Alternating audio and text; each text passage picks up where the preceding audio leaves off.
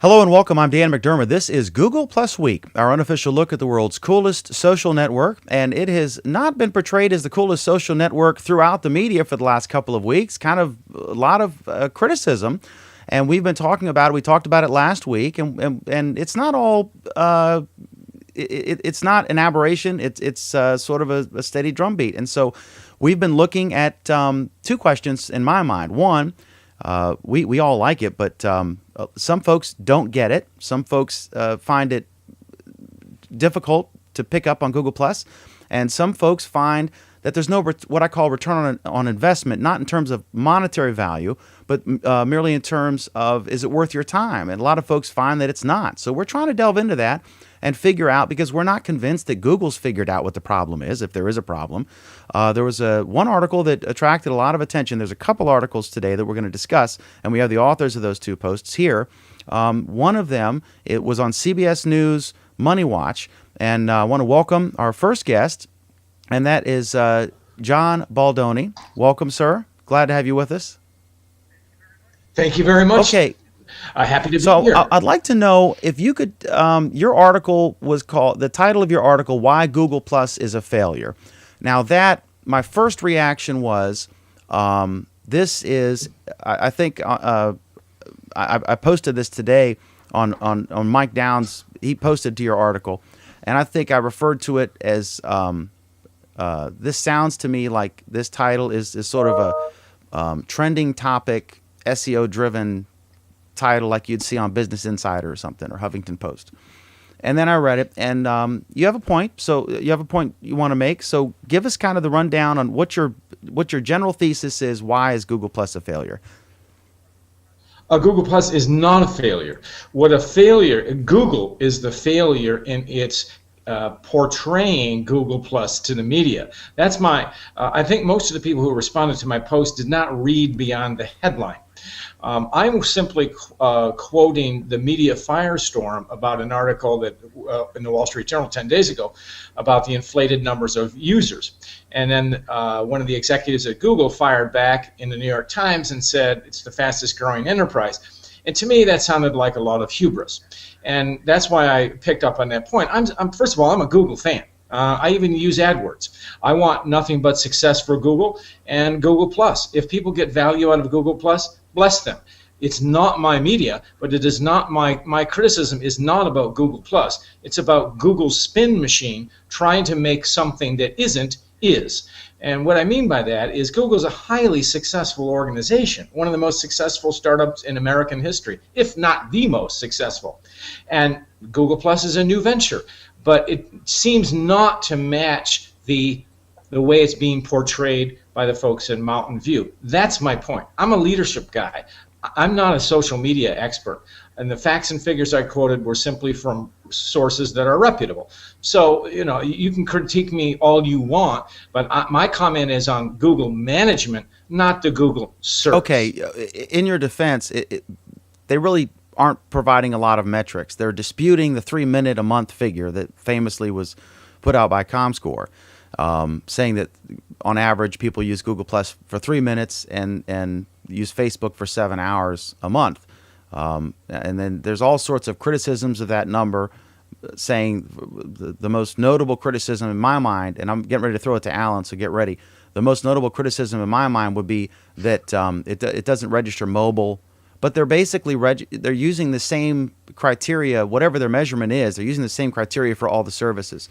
And one big difference is people tend to join Facebook. They don't accidentally join Facebook, but they could buy an Android phone and they could set up their account, and then all of a sudden they're on Google Plus and they don't really use the service, but they're still in that average, and that dumbs down your average.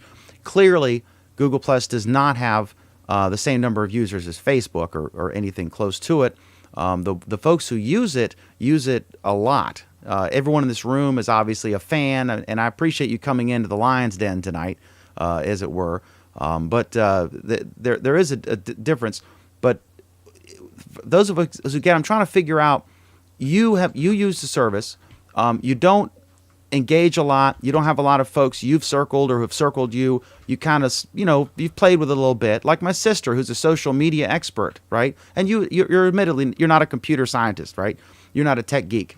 You're just a average guy, and that's what Google's going for. You're a leadership expert. So what do you find? I don't see a horrendous amount of engagement on your. Did you just not see that it was worth your time, or you didn't find it enjoyable? Yeah, or what? I mean, Go into basically, why you're not really an active user now. The reason, the social media that I use is chiefly Twitter. Why? Because it's easy. I send out a click. I'm not your typical social media user. First of all, I'm north of 50, so well north of 50. So a lot of people my age, it's not in for them. But it doesn't matter who uses it. Just get value for it. If people get value for it, who am I to comment on it? My comment was about the spin coming from Google management, which frankly I think does a disservice to its product like Google Plus. And I've seen this 1,000 times in business management. When you instead of confronting the truth, the executive at Google should have said, look, it's not quite meeting our expectations, but we're bullish on it. Had he said that, I wouldn't have written the piece. Well, okay, but I mean, you can't blame corporate guys for talking up their products. I mean, come on. Oh, yes, I can. That's my charter. Yes, I can. That's my charter. All right, you're an honest man and a stand-up guy, and I appreciate it. Okay, let's get Alan in here. Alan, what are your thoughts on this?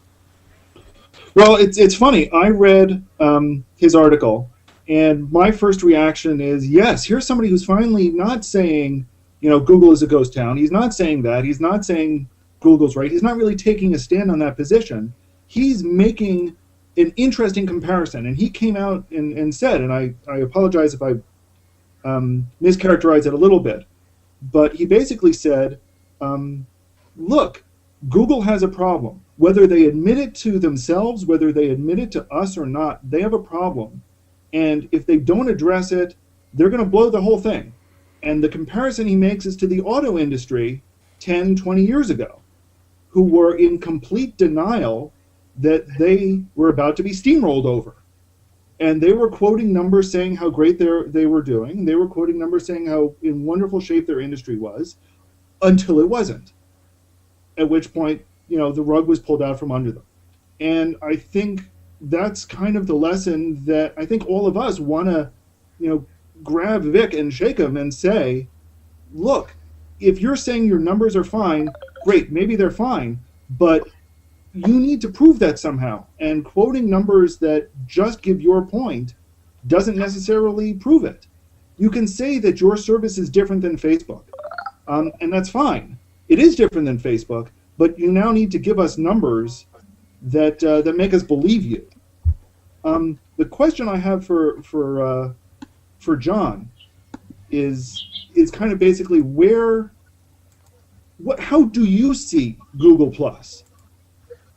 Well, I mean, from a very self-interested standpoint, I was invited to join, so I said, why not?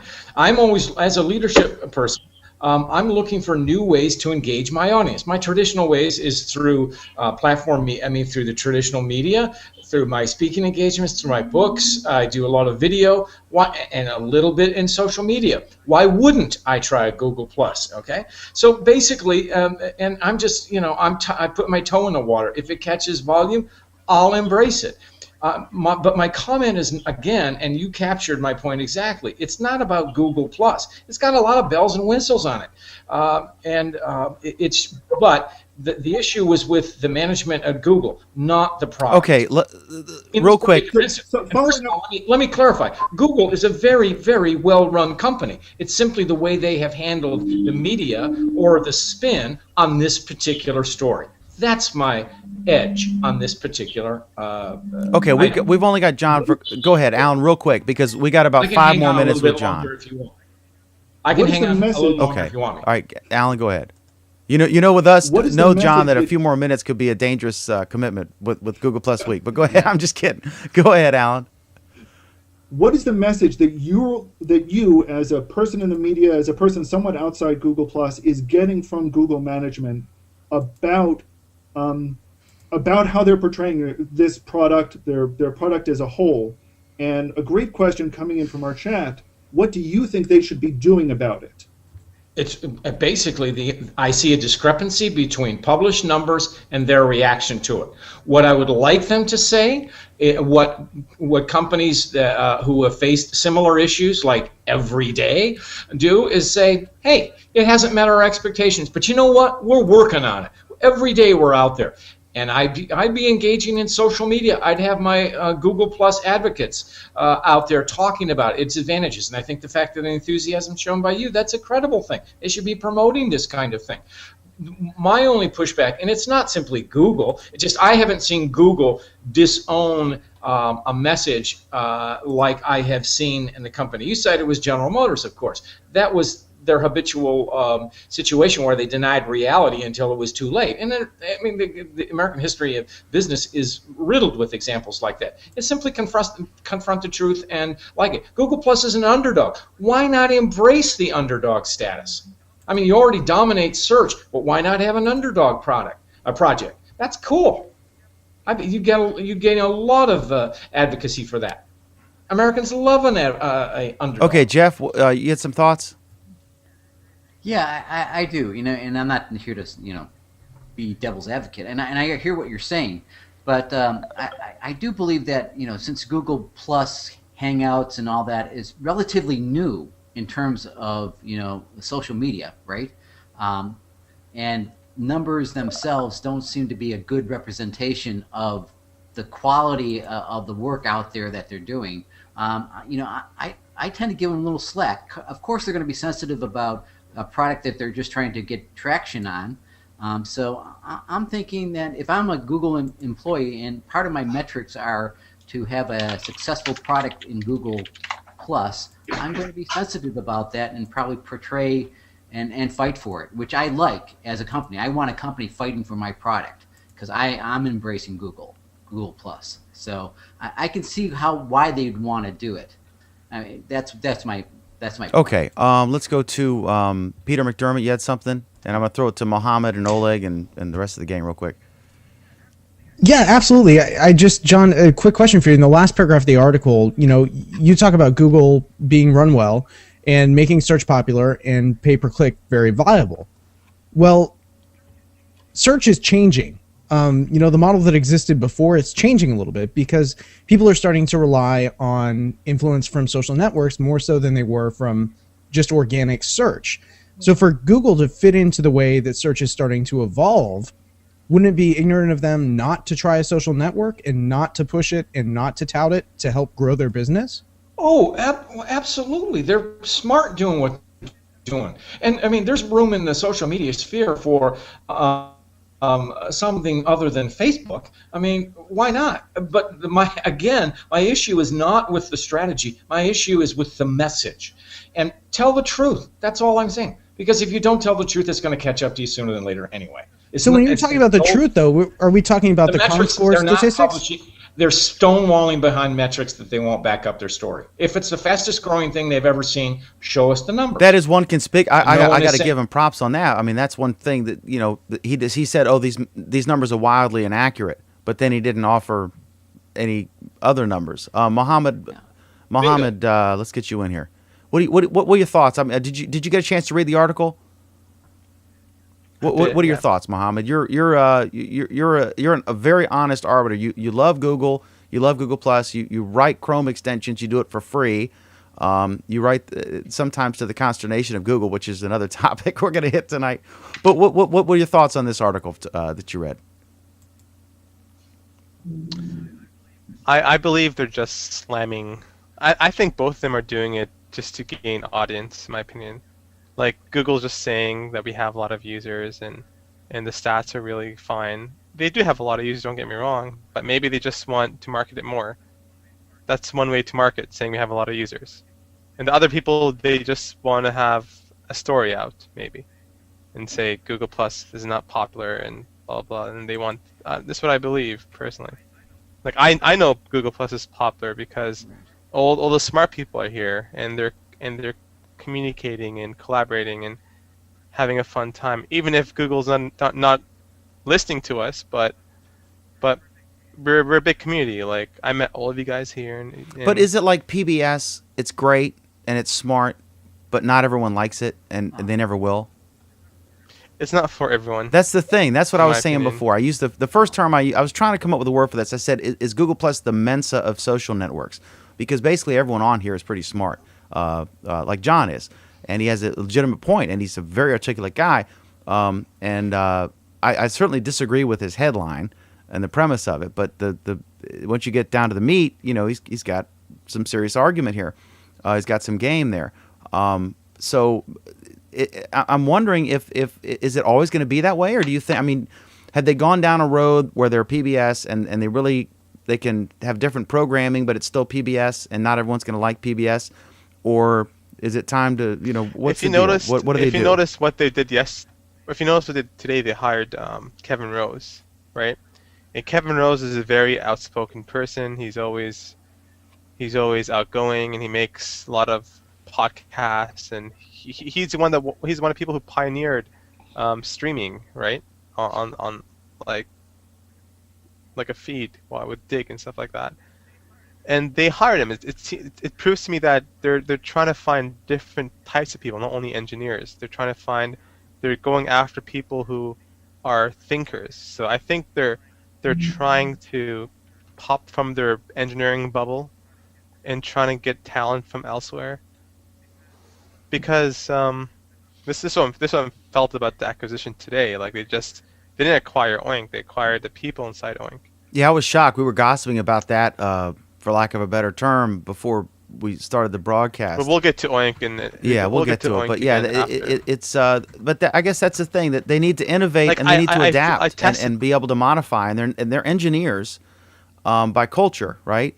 And that's one thing that Kevin is he's an innovator, but then he's not afraid to dump something or come up with something new if he sees a new trend. So He's not afraid of taking risks. That's Oh. one thing. And I tried bringing my family into Google Plus. Then they're here. Some of them are here, right? But I pushed them, right? I pushed them into let's use Hangouts. I pushed them maybe a good month or 2 months or 3 months. They came on. they 2 probably months pushed ago. you to get into And Facebook. That's No, I pushed them to come to Facebook, but they like Facebook because it's all private, and they know that no one can communicate from outside of their friends' graph. But when I begged them to come in Google Plus to check out Hangouts in particular, right? Because you have family all over the place, they love that feature, but it's still not easy to use. They need somebody next to them to come and teach them how to use it. Yeah, my mom is 74, and Because she the- asked me that question at Christmas time. She said, "Can you explain Google Plus to me? When you come for Christmas, I want you to sit me down." And I set up an account for her, and she did whatever she did next to me, and never touched it again. Like, how do you And think what's gonna this goes happen? to something. This Tell goes you to what's gonna something that happen. John said when he talked about the fact that he uses Twitter primarily because it's easy. You type, you click, that's it. And Yeah, so but Alan, there's no way you can put features in play in software if you're going to make it that simple. There's no way you can have anything. Twitter doesn't do anything. Doesn't do half the stuff that Google Plus does. Tell you what's can't going to say happen. Make it simple. How do you make it simple if you wanted to do stuff? Exactly. Tell you what's going to happen now. Google Plus hit a market that people are interested in, right? But are they going to execute it correctly? People want to use the service, right? They want to. Like look at Peter, look at everyone else. They are using the service. They like it, right? They want to use it, and they're trying to improve it by talking in the panel discussions. Or we're talking here in our free time. We're not getting paid. We're talking because we like the service and we want to improve it. Yeah. But at the end of the day, is anything being improved? The only thing we're seeing is minor tweaks, like a notification turned red. You know what I'm talking about? The small notification, nothing major in stuff like that. Like if another player comes in a game, and tries to make it a more friendlier, easier interface or something different, people might go in that service because. well, exactly. Like, I mean, this is why things like Pinterest and why a lot of the other smaller social apps are getting so much traction, is because they're small, they're simple, they're quick. People can get to them and use That's them the quickly. thing. I mean, what did they say, that they're like the largest driver of traffic on the web now or something? That's impressive. Right? Overnight, That's right? impressive. Of course, Overnight. their thing is Impressive. loaded. Like you go to it, and it's like 12,000 pictures immediately. They got a great. Because that's their Picture job. tells it. That's what they went for. They went for something completely different. Google Plus, when they rolled out, they looked almost identical to Facebook, and they thought that people were just going to jump from Facebook right over to Google Exactly. Plus, Right. and they didn't. Yes, but they did put something out there called Hangouts, I disagree. right? That it was Yes, they completely did. different. And They did, that and seems to be the Hangouts driving Hangouts point. are and Hangouts are a step above what we had before in most group chat, but it's not as simple as Skype, which people were used to. Yeah, but I have a story. I got my mom, who's 88, on Google Plus, and she has the ability now, and she has joined a Hangout, so she can do it. And with a little Does she bit use of computers regularly? no, she doesn't. I have to use LogMeIn to kind of do things for her to set her up. I can't instruct her how to do anything. But once once you break through the envelope, boom, it's a done deal. It's not a done deal. And Yeah, it is. breaking through the envelope isn't always that easy. It was relatively easy for people to break into Facebook. It was relatively easy for people to break into Twitter. How do you make it relatively easy to break into Google Plus? And why doesn't the management at Google recognize the fact that this is a barrier to entry? That's They're really what it engineers. boils down I to. don't think it's a I barrier to disagree. entry. I No, totally Okay, agree. let me get back to Yeah. our actual topic, which is John's article. John, let me ask you something. Tell me if you could sit down with Vic, who'd probably be mad at you right now, would put a pill in your coffee or something. But if you could sit down and give these guys some advice, having watched his interview, and the cringe moment for me, and I love Vic, and I'd love to have him on the program, and he has a standing invite, and I wish he'd invade our hangout right now if he's watching. But the stinging thing to me was when he said, "Oh, these numbers are wildly inaccurate," but didn't offer any alternative data. We know that, as I've said it, I mean, people who use it love it, but a lot of people don't love it and don't understand it, don't get it, don't find any need to do it. What advice would you have if you could sit with those guys and just tell them what you think? Tell the truth. I mean, just be as honest as you want to be about it, but don't spin it. I mean, what they're doing is certainly not criminal. It's not even unethical. It just doesn't make good business sense because they're spinning a story with no substance. Rather than try to make something that it isn't, try to say that we're more popular than we think we are, why not embrace the other side of the story? Then you instantly get people on your side. As I said before, we all love an underdog. Why don't you do that? And we think we're this. If he said we are the hottest, savviest underdog in social media, I wouldn't have written my article. And who can say he isn't? But John, John, wouldn't you say that your tagline is a spin? So I mean, you got. I don't know what their tagline is. Yeah, but John, getting to the title of your article, though, and this is something I've been wanting to ask. The title of the article, and I don't know if you titled it or if your editor titled it, but it's Why Google Plus is a Failure. The first thing Dan asked you when you came in here is, why is Google Plus a failure? And the first thing you said is, it's not Google Plus that's a failure. It's the way they've been handling the story. So my question to you and the representatives of the media that's been covering Google with such a negative connotation is, if you're making statements such as Google Plus is a failure, either A, where's the spin that shows how it could be improved, how that could be changed, or B, is that really what you're trying to say, or are you just link baiting so more people read the article? There is a discrepancy between the title and the content. I'm not going to debate that. I mean, I'm not going to defend that. Is that who wrote the title? My point is not to tell. I'll stand by the article. Who wrote the? Did you write the title? Because I know mine. Like I own. I stand. It has my name on it. But did you write that? Because I know with my newspapers, I'll get some articles that have no title at all, and I have to write a title. And sometimes the authors has my name on it. I stand by it. all right, that's the answer. Okay. That's the answer right there. Yeah. All right. Any final? Can I ask? Yeah, go ahead. Go just ahead. a quick question Yeah, about Mike the Downs. I'm Google sorry. spin Go ahead, machine, Mike Downs. 'cause- Yeah, so, no, it's okay. John, you keep defining this thing about the spin machine and the management. Can you exactly say who you think you're talking about? Because from my perception, I don't see that there is a spin machine and a third party. This is just Vic, or am I got this wrong? Well, whoever's speaking for senior management, the quote I read was Mr. Vic, whatever, and that's what I reacted to, because his the reporting in the New York Times did not accurate. He did not show any backup for a statement which seemed overinflated. That's my point. But maybe he doesn't want to make the point. Maybe That's- it's not time for him to make Then the point. don't go public with it, because if you do, you open yourself up to criticism. That's my point. Well, he went public because he doesn't want this notion. He made a bad situation worse by his comment.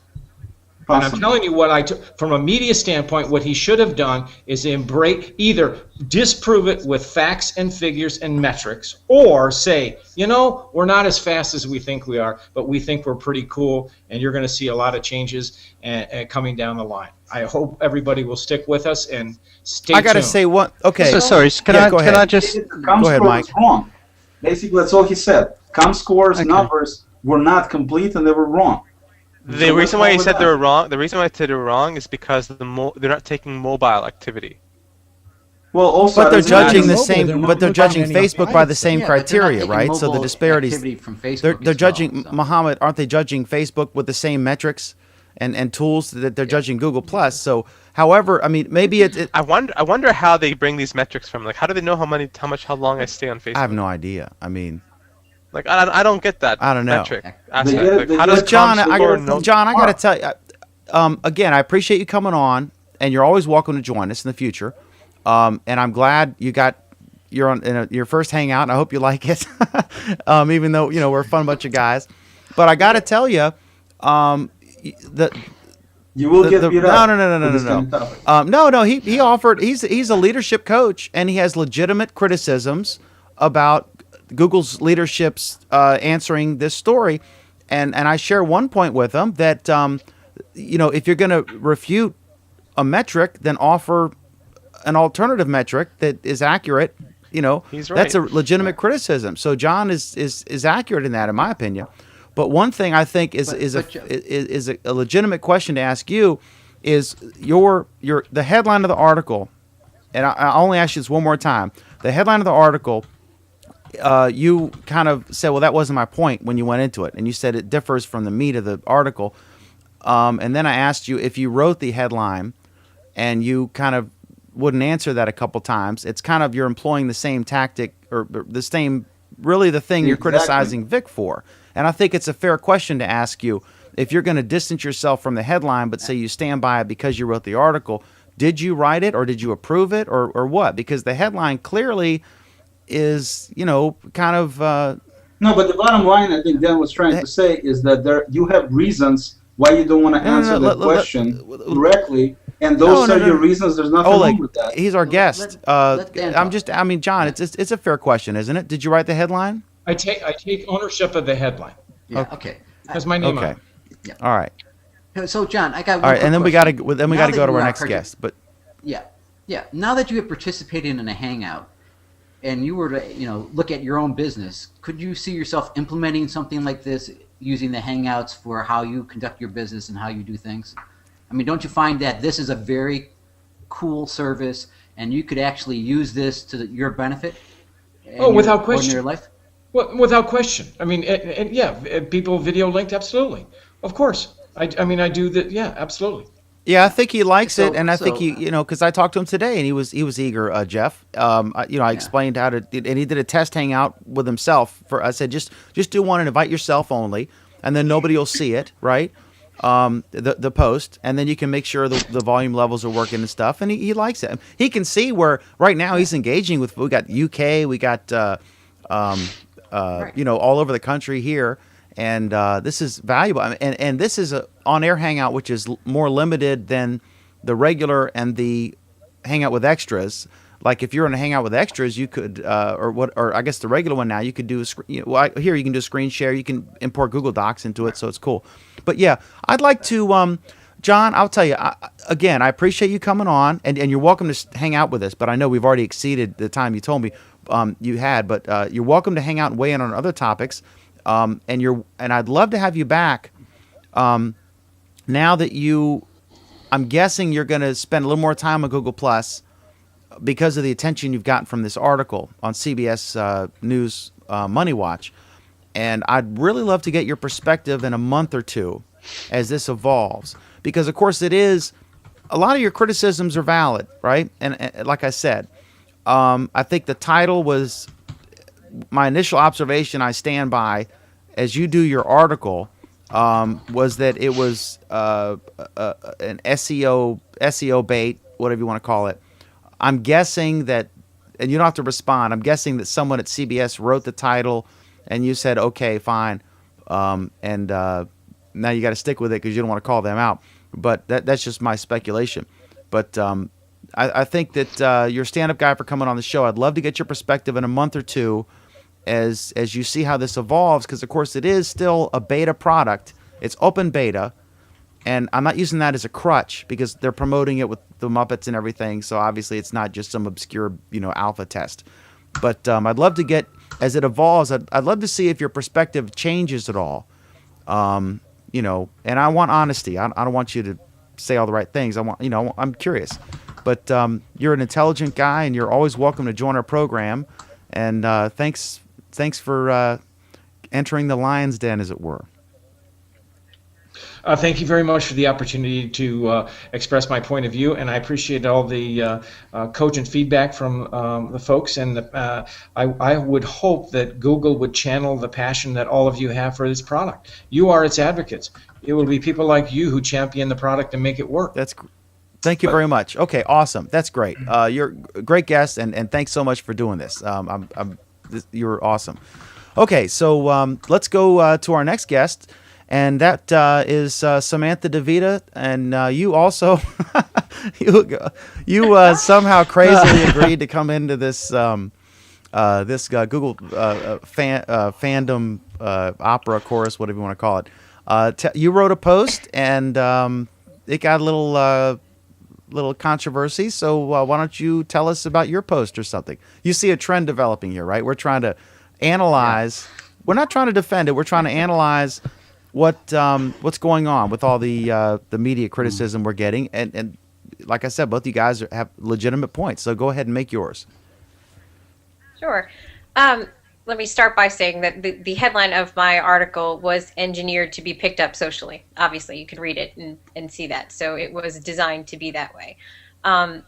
My take on this is, I've been on Google+. I have, obviously, now, since everyone's gone out and stalked my profiles, more than one profile that inadvertently, have been, created on Google+. And then I also had one that I use for industry-related information. So I try and keep those, personas separate. My problem with this was that I look at social as a behavior and not a channel. And when I'm out talking with people and I'm looking at my trusted network of people that I consider to be those communities of interest where I would go get information, where I would go tap into my social network, my network is not there.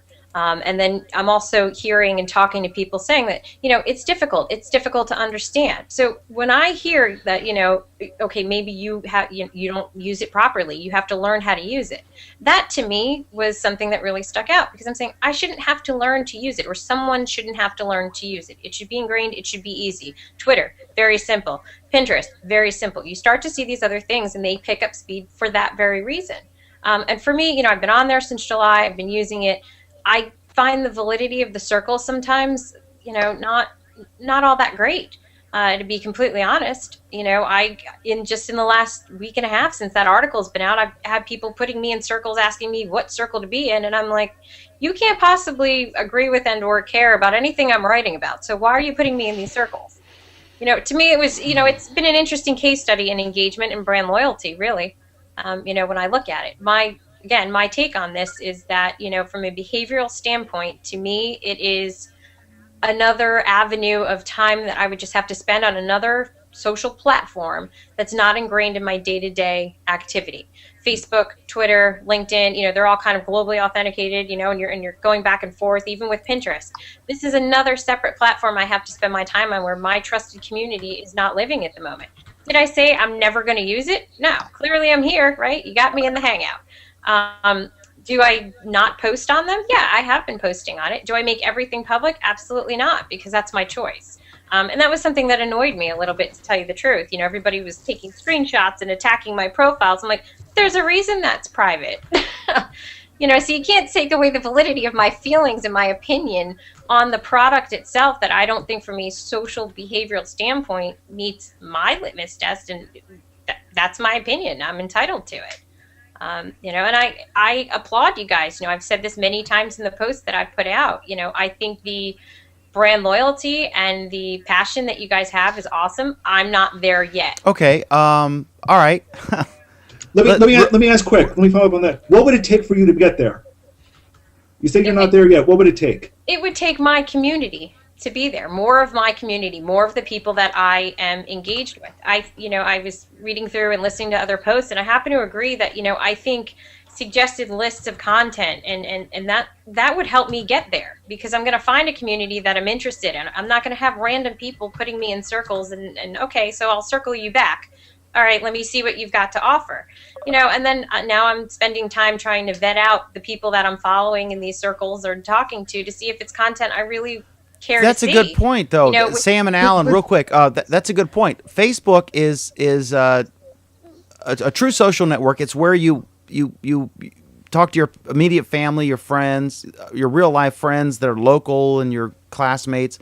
Your physical friends as opposed to your virtual friends, like all of us are virtual friends. I don't think any of us have ever met any of the other people, but we're all friends. All right, it's a different thing from your Facebook friends, most of whom you've actually physically met. Right, that's a difference. And so she is viewing it in the context of the term that Google used to describe it initially, a social network, or social aspects to it, where most people define social as a physical interaction. Right, you physically seeing somebody. Really, Google Plus's strength is in discovery of new people. All of us discovered each other. Every single person in this room would not have met any of the other people except for Google Plus. That's true of almost every hangout you've been in.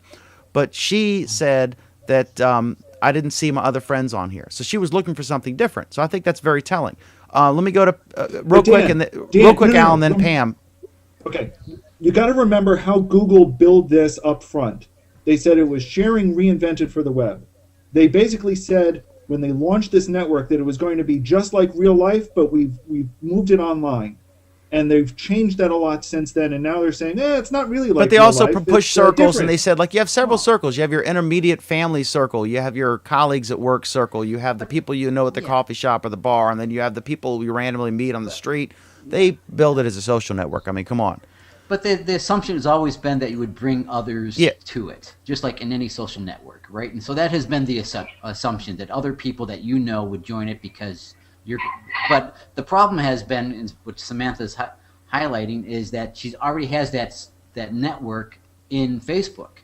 Why does she? Okay, Pam. Let Pam in. Let Pam in. Oleg, 10 seconds, then Pam. When did you start using Facebook? And how many years did it take you to get your network in place?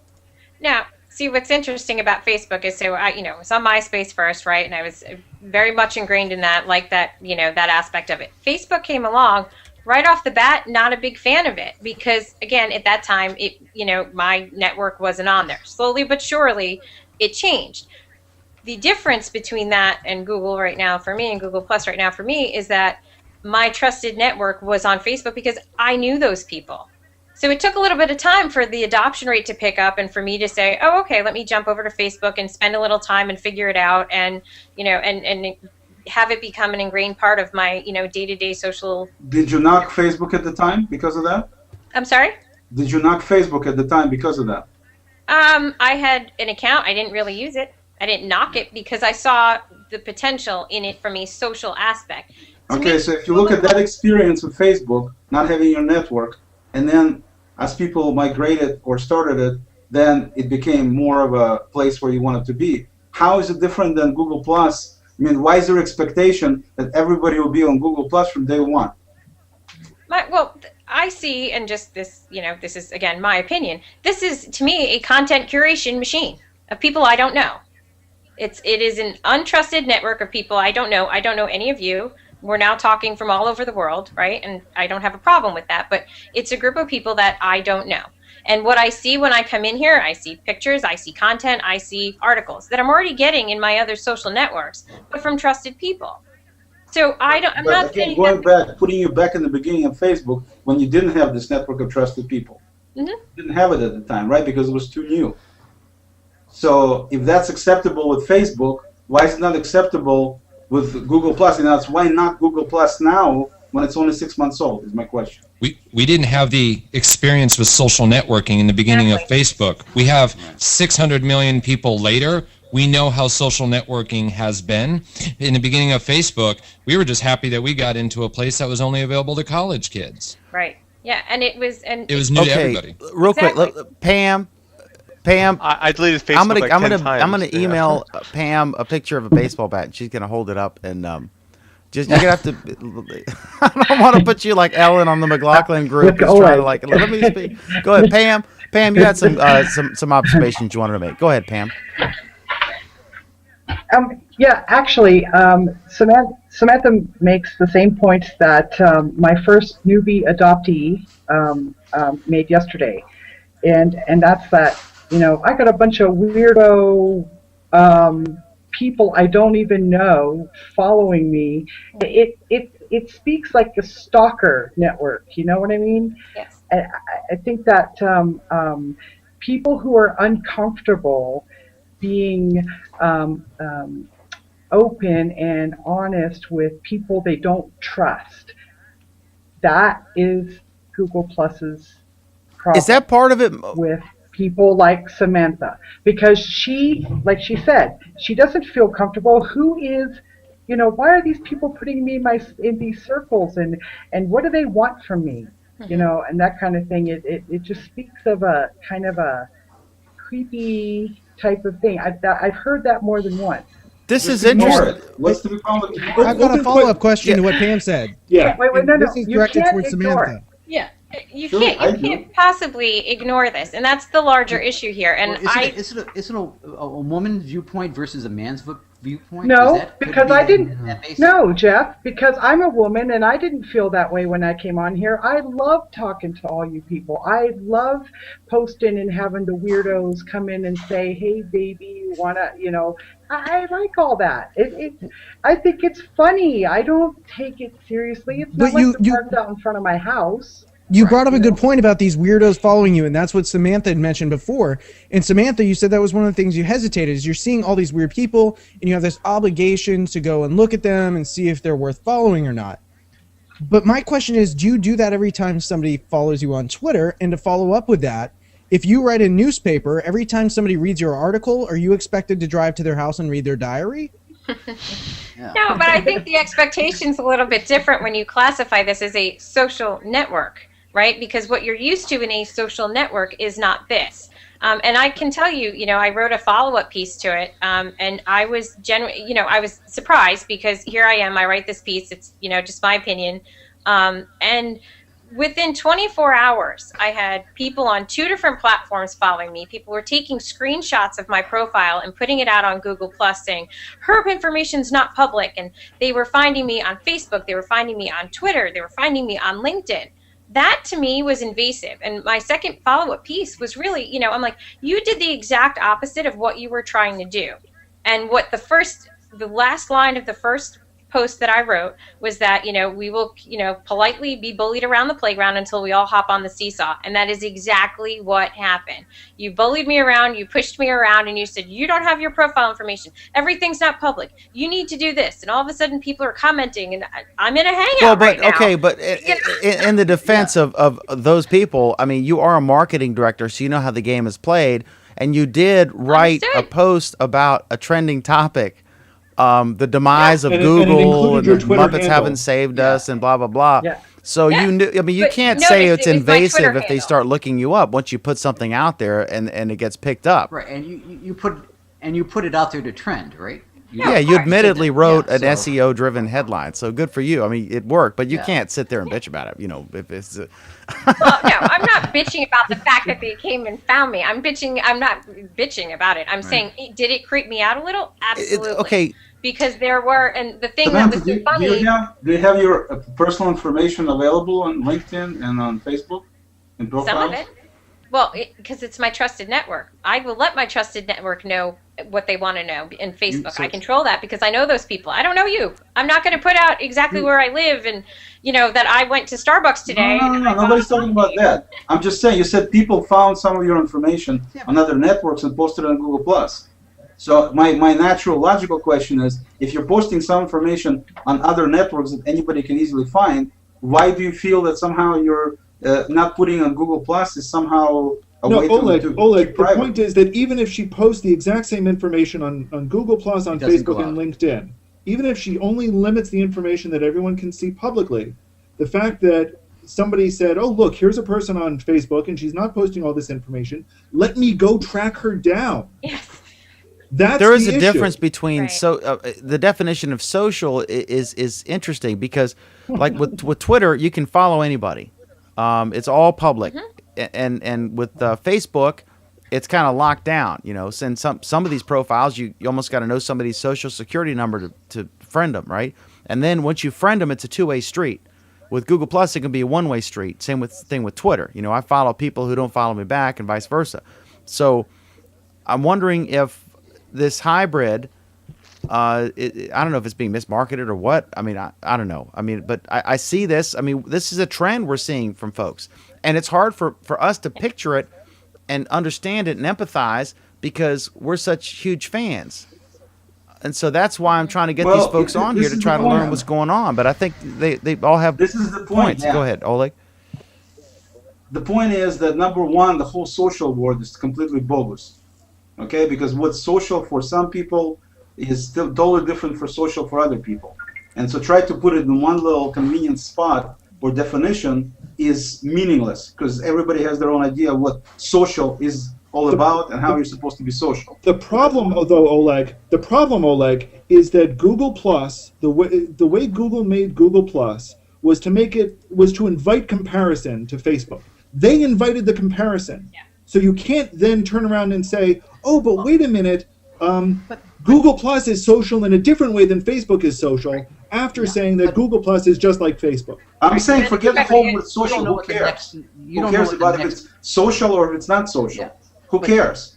It's a way for you to share your thoughts, your pictures, your videos. You know, you want to call it social, call it social. Who cares what it's called? What difference does it make?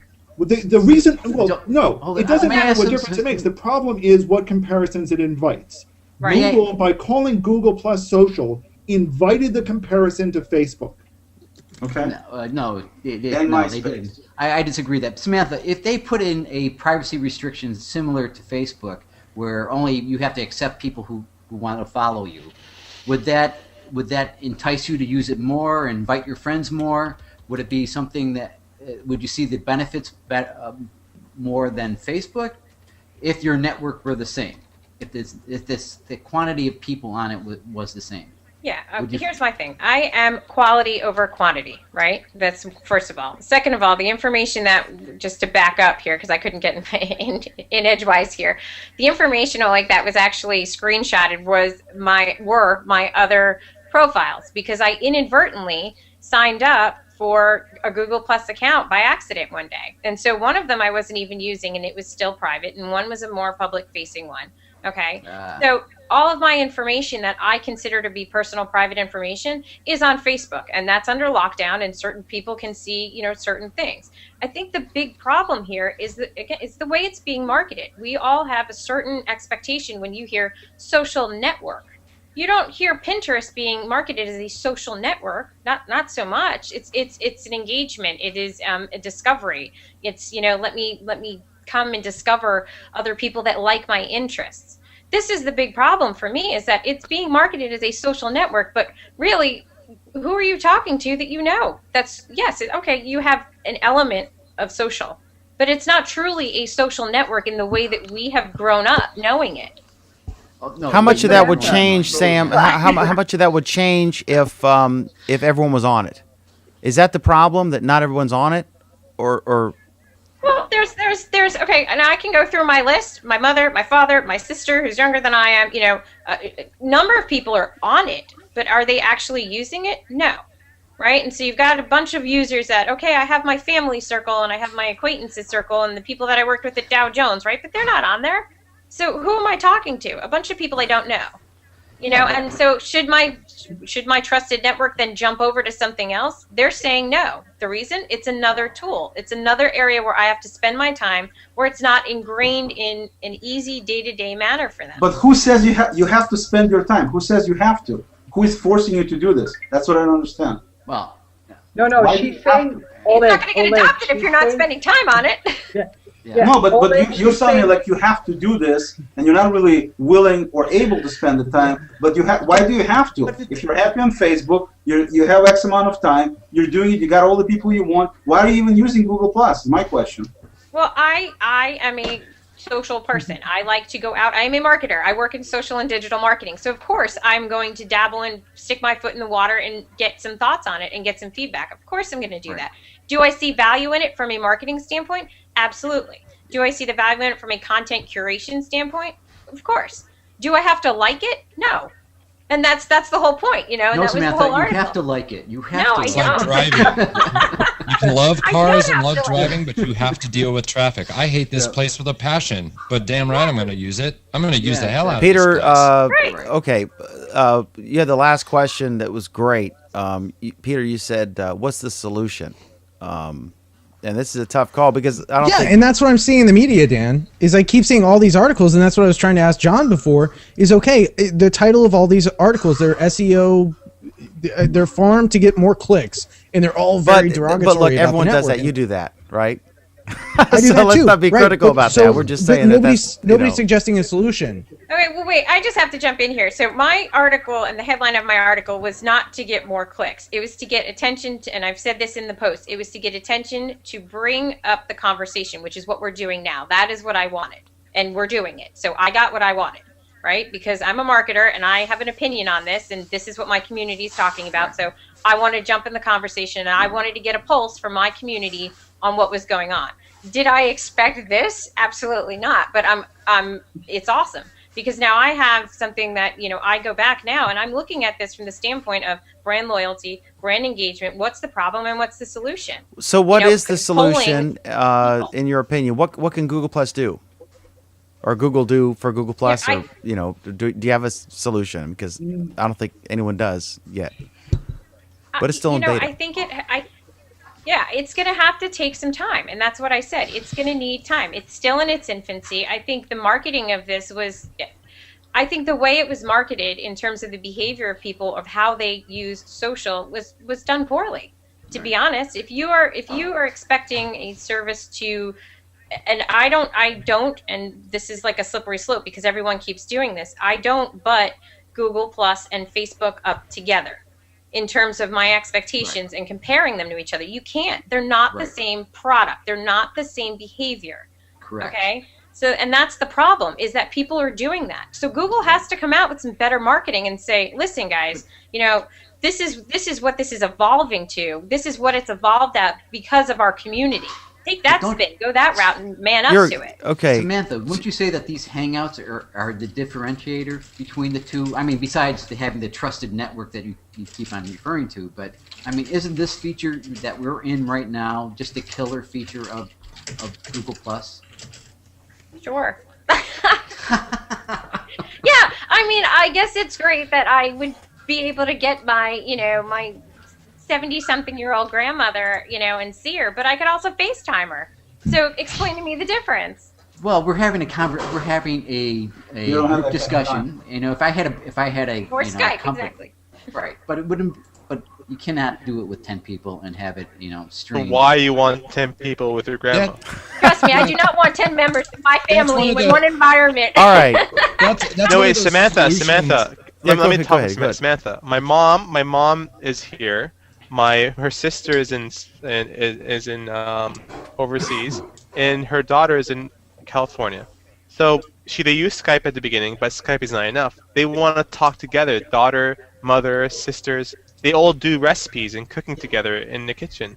So what they do, they open Hangouts and they talk together and teach each other how to do recipes every day, 6 hours a day for like 2 months so far, every single day, because that's what they do. I had 6 hours a day to Yeah, but hang out Can I with join my- that Hangout? yeah, but they're house moms, right? They come, they take care of the children, and they stay there talking to their family. And you can't do that with Skype. You can't do that with anything else. Yeah, I'm not taking away. Look, guys, I'm not taking away from the value of it. And again, I applaud the passion that the community has. Some in the community. Since my network isn't here, my sister just got engaged yesterday. Would it have been awesome for all of us to have been in a hangout and look at the ring and do the whole you're getting married thing? Of course. And we didn't have that, but they're not here.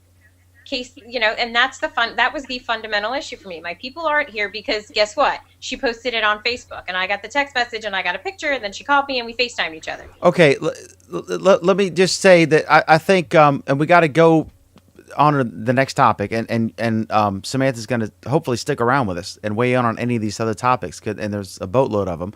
And let me say that we've got 1 million comments on all different posts everywhere, and I'm trying to monitor them without spending so much time that I can't concentrate on the discussion and do follow-ups and maintain what's going on.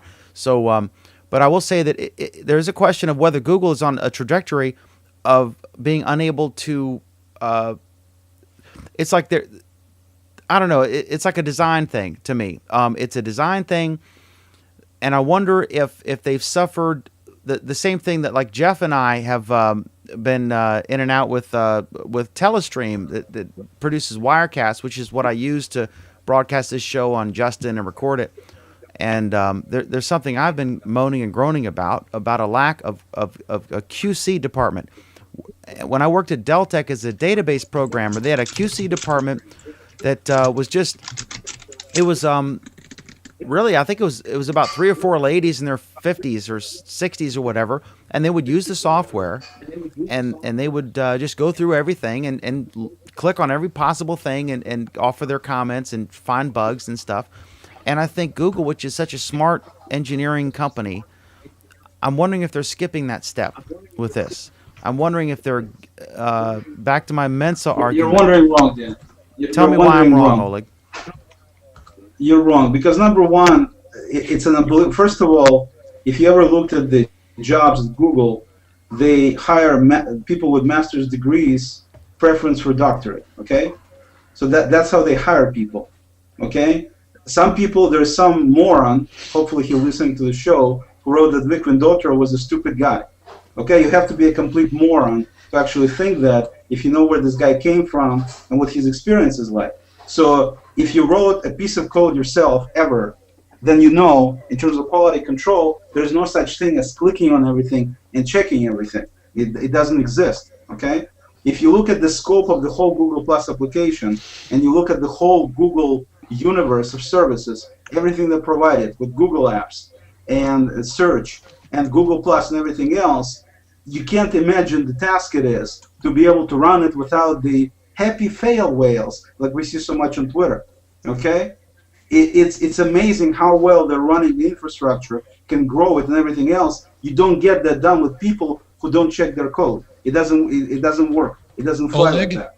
Is it too much to ask that the masters and PhDs building a place take a few minutes and go outside and see America? Problem is, Eric, the problem is that everybody and their brother has an opinion, okay? Has an opinion, an assumption of what Google should and shouldn't do without having any clue what's actually going on at Google. And that's part of the problem. You got all these experts here, some of which don't have profiles, some of which don't post, some of which have never been in Hangout, but they're experts putting out information that gets all kinds of, things around it. And everybody's an expert on this. With that, I think we need to get Oleg's opinion on the new +1 Hang on, button. let's move to that. But the bottom line of what I'm trying to say, Eric, is that there is a lot. I mean, one of the most stupid in my opinion, was the deal with the antlers. And we talked about it. Alan defended everything else. I've spoken personally with a high-level Google guy, which I'm not going to name any names, but he's a high-level guy. And he told me, Oleg, give me a month, and you'll see why this makes sense. I don't call it stupid anymore. I do trust these guys that they know what they're doing. Okay, there are some smart folks here. I mean, some people here made a comment today that Google Plus is only for quote-unquote smart people. Dan wants to call it Mensa of social networks. No. After he already made several times made comments like Google is not a social network. No, It's turning out to be that place for a So you got snotty or people saying that more it's only for smart self-important people. class of people. Other people are saying it's dumb people. There are some people who are stalkers. Oh, like the whole thing. It's different. But see, Oleg, this is where John was right. This is where John was right with his article. What you're saying is, I now trust them. I trust what they're saying. I know they're going to do the right thing. But that's like getting into an automobile crash, the driver getting out and saying, don't worry, we can make this not happen. Who, with all due respect, Peter, who the hell is John to tell Vic that he doesn't trust him? What, he's got some credibility or somehow that he doesn't trust Vic, and Vic needs to Oleg, explain himself to him? we're missing the point. The problem is, we're all grasping for straws. We're all trying to find a solution here. The problem is all of us. For all of us, I bet for every single person in this room, including Oleg, I bet the majority of their relatives are on Facebook, and a majority of their relatives are not using Google+. Why is that? With the exception of You'd be wrong in my case. But that's other than I'm that, generally I'm right on the money, right? Something's wrong. So we don't what? know what's What does it wrong. mean? We don't know. Google doesn't know what's wrong, and we're trying to figure it out. And we're hearing all these negative stories Why are crop you up. saying something is wrong? Because Sam, sorry, no offense intended, Sam wrote an article, that's why it's wrong? Because Sam wrote an article? No, it's not wrong. Sam's one of No. 100,000 people who've written stuff like this. Right. I mean, I can't get my. All of us are lobbying our relatives. We're a select group. We're lobbying our relatives to get on the service. I'm not lobbying my relatives. I can tell you one My thing. mom. Yeah. I had a client last week that I deal with on a monthly basis, and I went to them and showed them Google+, and the guy hit himself in the head, the manager there, it's a real estate office, and said, why didn't you tell us about this before? Okay? Nobody ever hit their head when I talked to them about Facebook in the past. All right, that's anecdotal. there's definitely all I'm kinds just of saying. reasons. Okay, We've got Facebook We all got- over again, right? Let's hypothetically say everybody came over. All right, the family's here, the friends are here, your old high school friends are here. You won. You got your way. Nobody has degrees to use, because we're too stupid to use Facebook or to use Google Plus without big smart PhDs. The whole world wins. Everybody's on Google. Guess what Google's going to look like? What every other social network looks like, and then you'll be bitching about the next thing that comes along. And Well, it's thank part of God the the reason techies they're not- have they the don't have stranglehold there. right I into that. agree with all of these articles, and I have the big follower numbers. But I know that you got to work with this crowd with kid gloves on, because it's Google fans and Android fans come back. I don't even feel bad being a Mac guy anymore, because I'm not the crazy one. You should. So they're right to a degree. But They're absolutely right to a degree. But here's the deal. I never embraced Facebook because I really don't care that somebody is going to Starbucks to get a cup of coffee. I really, really don't. You care. have that then here. what are you doing on You know, Google so Plus? but not to the same extreme, right? Because people Oh, don't use this kidding. like that. You're People- kidding. Every Some other people post do I though. see is got a bucks. Come on. Yeah, I got a buck. No, okay. not for I me. see that too. I'm not following the same thing. No, here's something I've been trying, Jeff. Though, and this is to argue, Jeff and Samantha, what you've been saying is, I don't want to share what I'm doing to the public. My perception is that's what the public's used to. There's a big change of perception when you join this network. When you join a content curated, interest-based network, and you're not seeing the crap you're used to seeing, like, oh, hey, I just watched a really crappy movie. Here's why I didn't like it. Or, hey, I'm going out to Starbucks right now. Here's a picture of how beautiful it is outside. People, I think, are confused when they get here and they don't see that stuff, and they find a 4,000-word article from some unknown blog somewhere with 342 comments. They're like, what is this? And that's where the Mensa argument comes in. I think if there was a way to cordon off some of the interests and make more of a general appearance when people get here, so it isn't curated like it's something at the Met every time you sign up here. Okay, Peter. listen, we gotta. Okay. Real quick, we gotta go to Muhammad. One quick point to Peter. All right. Can I do Oleg, one quick point to Oleg, Peter? fast. Peter, don't you agree though that the concept about if crap exists on Google Plus depends on your circles, Totally. and you can easily find it if you do a search. That there is tons of Whoa, you just people said who are- easily find it if you do a search. Nobody that joins this network is going to know they can easily, inherently find something by doing The point I'm trying to make, the crap you're talking about does exist on Google Plus. Just you and me and a bunch of other people, except for Samantha, hopefully she'll start doing it once you start trusting some people. We just don't see it because of the kind of people we circle. That's But that's why. what I'm saying. There aren't But that's enough loud exactly people what- doing that crap. There need to be more loud people doing that crap. So people that sign up and see this find that crap. That's what they're looking for. That's Yeah. what If George, That's what if we're all George looking Ta- for, if Peter. George Okay. Takei was here tomorrow. Everybody's using it the way We're they're all using looking it for for that, whatever yeah. their benefits Okay. are. And like Samantha said, she's going to use it because she's got some certain key points that she's going to use it for. Eric said the same thing. He may not like the whole concept of it, as one thing, but he likes certain parts of it. He'll use it, and that's to me, that's the key point. Everybody uses it the way they want to use it. What's right for them. It's not like it's too hard to learn. You use it for what you want to use it for. It's not too Okay. hard to learn. Even Pam's Okay, using all right. Great, done. Let's move. I'm gonna take an executive decision here. Let me get Mohammed. Mohammed, you're a Segue. huge contributor to Chrome, and you work at Research in Motion. And you did a little extension about the Google +1 button, and you posted about it. Why don't you tell us? And I'm gonna hand the show over to Alan and Oleg for just a brief second. But tell me about your post. Tell me about your extension, and tell me what happened in your apparently hot or not, because it was hot briefly and then not. So tell me that whole story there. Okay, yeah, that was after the accessible extension I made, right? The day Yeah, we're after. getting an echo, Okay. maybe from Oleg. I apologize. Is it Oleg? I'm trying to. It's not from me. Yeah. I'm Test, quiet. test. No, that's from the guy. That's from Oleg. Jeff, I think. No. I think. Test. Give me a 1, 2, 3 count real quick. Who? No, One, two, no. three. Give me 1, 2, 3. Mohammed's only speak for 1 sec. Give me a Mohammed count to 5 for me real quick. Twinkle, twinkle, little star, how I wonder what Yeah, you are. I think we're getting a echo from Oleg. Okay, go ahead.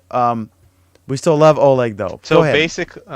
that was a day after I created the accessibility extension for Google Plus Hangouts, because I met a blind person. I mean, a blind person Hangouts.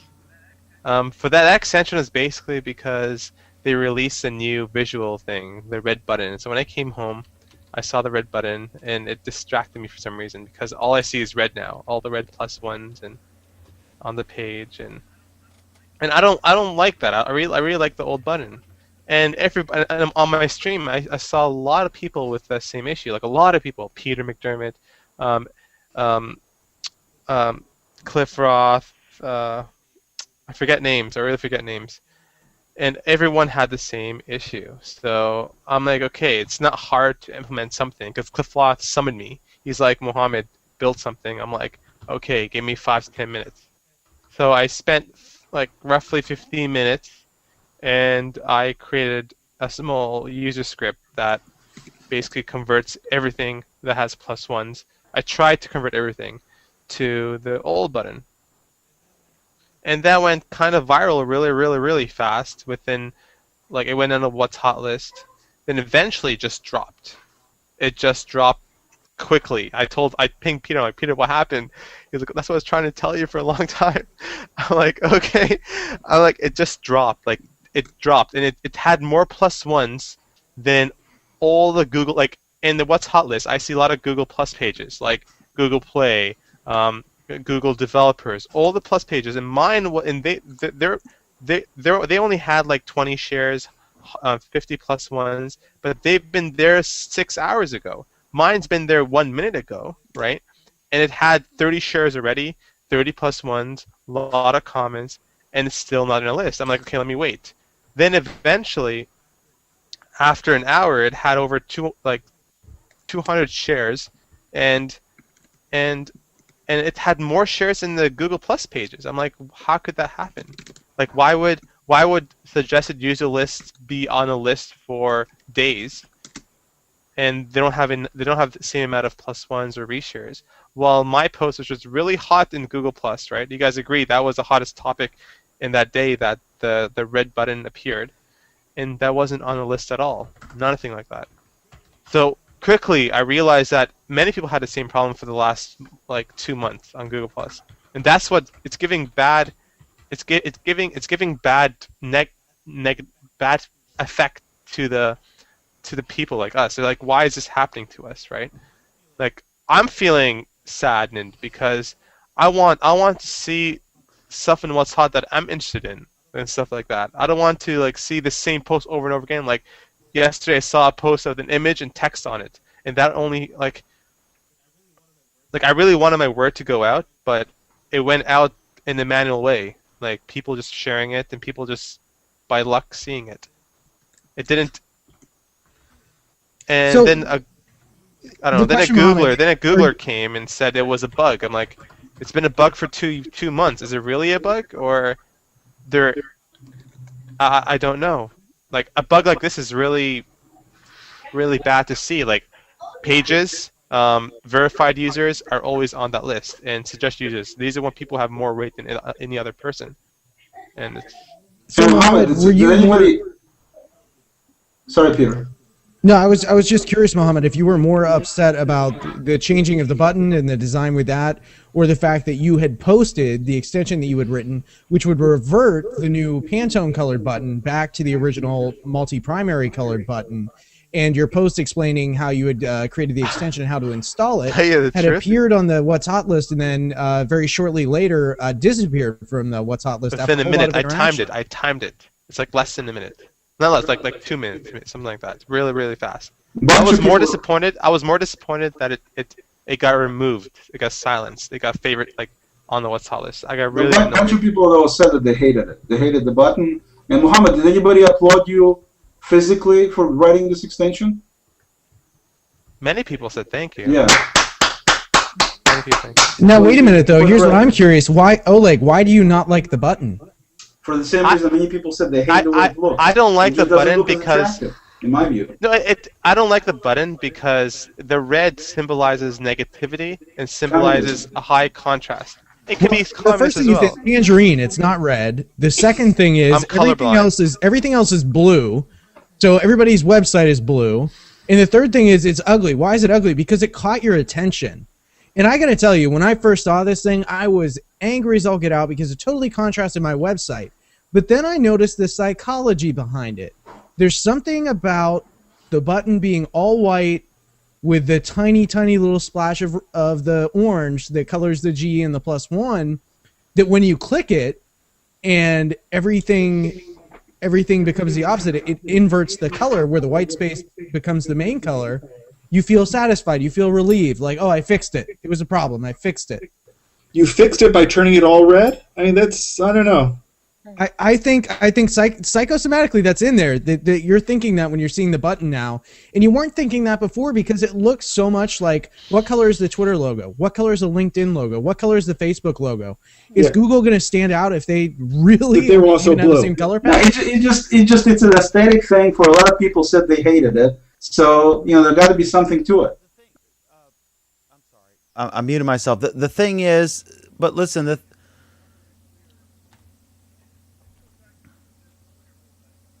Oleg, about how we're not ones who necessarily understand what's going on in the higher up thinking in Google.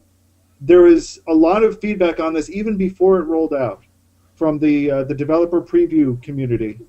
And the developer previewers almost all said, there was a good 100 or so messages on the list saying, we don't like the red. And it needs to be a little bit But I more see it- obvious. They made it a little bit more obvious, but they let yeah, kept the but red. okay, but listen. I I see a it's not- I didn't problem. object to the red. I see Why they a kept the problem. red. I objected to the thinness of it. I didn't object to the red I mean, myself. okay, So Oleg, how would you feel if the next step was taken? And we're starting to see how Google Plus is layering itself over all of the Google products. It's a really, to me, Peter, it's a non-issue. It's Well, a hang basic on. little joke. The question I was going to ask is, what if on YouTube, as Google starts introducing itself into the other products, what if the like and dislike buttons went away? There was no longer a thumbs down, Right. and there was only a red button that said G+. Oleg, we're like. getting some I echo on your. bitch about it at the end of it. Oleg, It's no we're big getting deal. echo from you. It's not that big of a deal. I mean, if you think about why you're using it, how you're using it, how is it that much of an impact is it on why you use Google Plus? It's not a It's situation nice- where it's if it's nice red, and- I'm leaving this place. I've had it. It's such a small issue. It is. It's a non-issue. Yeah, but the, That's what I'm the saying. issue to me. Non-issue. Okay, It's hold a on. non-issue. But Hold people on, guys. care about it, Right, though. says that. Dan, People what do Oleg, you care mean, about Dan? the issue is. But people Yeah, care about the it, issue right? is. Dan, we can't hear you. Dan, we can't hear you. No, the reason why people care about it is because that red button is, it doesn't, like, in my opinion, I don't care, to tell you the truth. Like, basically. The only reason why I care, because design, like, if you look at it as a design perspective, it's really annoying to look at the page with that very ugly button. It's really ugly. Like, I'm looking at it right now, the font is not the same. It looks kind of like computerish for some reason. When you click on it, it becomes like the pixelated number 1 sign. I don't know, it doesn't fit the screen. And I call myself a pixel perfectionist kind of thing, and if I see a 1 pixel off or 2 pixel, I get kind of down and sad, because I really care about looking at my content in the right way. Like, Google's simple, but this button makes it so. See how bad I am right now? Like, Yeah, but that's the how I real feel. thing for me is Mohammed, that I mean the +1 button is kind of a minor issue to me, and I'm getting some echo from Oleg. If you could turn your speakers down a little bit, Oleg. I think that's where it's coming from. Or But mute. The issue for me is the censorship of if the what's hot list should be what is legitimately hot, right? But you made a charge. You questioned whether people were paying or brands, were calling in favors, and if it's the typical argument about the haves and the have-nots about what gets on that what's hot list. It's clearly cold and cultivated, and yours is yet the latest example that I've seen about this. So what are your thoughts on that? I mean, should it My legitimately thoughts be is the that top Google- 50 posts, or should it be cold by them for PR purposes, or what? It should have been the top post in that time frame. It should have been the top post in that time frame. And I think it was a PR move, because if you look at the what's hot list right now, it's basically, I think it's a custom algorithm tailored towards verified users, suggested user lists, and Google related properties. Because on that list, every single day, you're going to see the exact same users in that list. And it is a PR move. Like, look, anybody who, like, for example, Michael Moser is never on that list anymore. He used to have a lot of +1s, a lot of free shares. He's not on that list because he contains a lot of cats and shares, all the animation. But I'm saying that on that list, I think it is user. Like, they even admitted it once. They said it is user. Some of it is user maintained. Like, one person, George Rodenbaugh and Brandy Bull, the Googlers replied back in their post saying, yes, there is a bug. We're trying to fix it.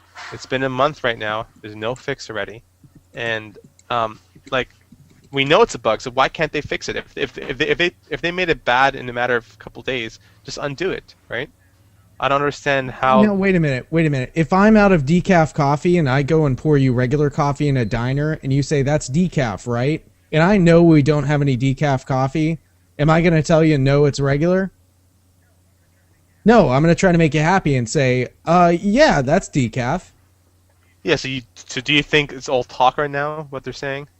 No, Mohammed, I'm saying if it smells like a fish, it's probably a fish. Is what we're talking about really a bug? Are they really is it a problem with the code or with the algorithm? Yeah, they admitted. We were talking to one of the chief architects. Actually, Dan was included in a private thread where we were talking to one of the chief architects, and they admitted there's a flaw in the algorithm. What they didn't do was deny the fact that everything's being moderated and that they have total control of what stays up there and for how long. Do you think it's moderated?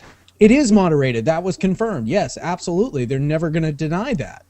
They have control of what stays up there and for how long. The algorithm that they're talking about only suggests to the moderator what should go up there.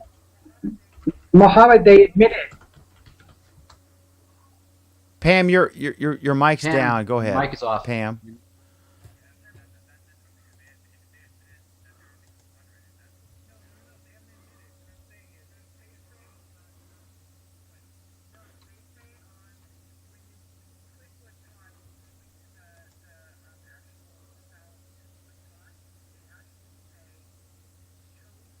chosen topic or chosen posts that that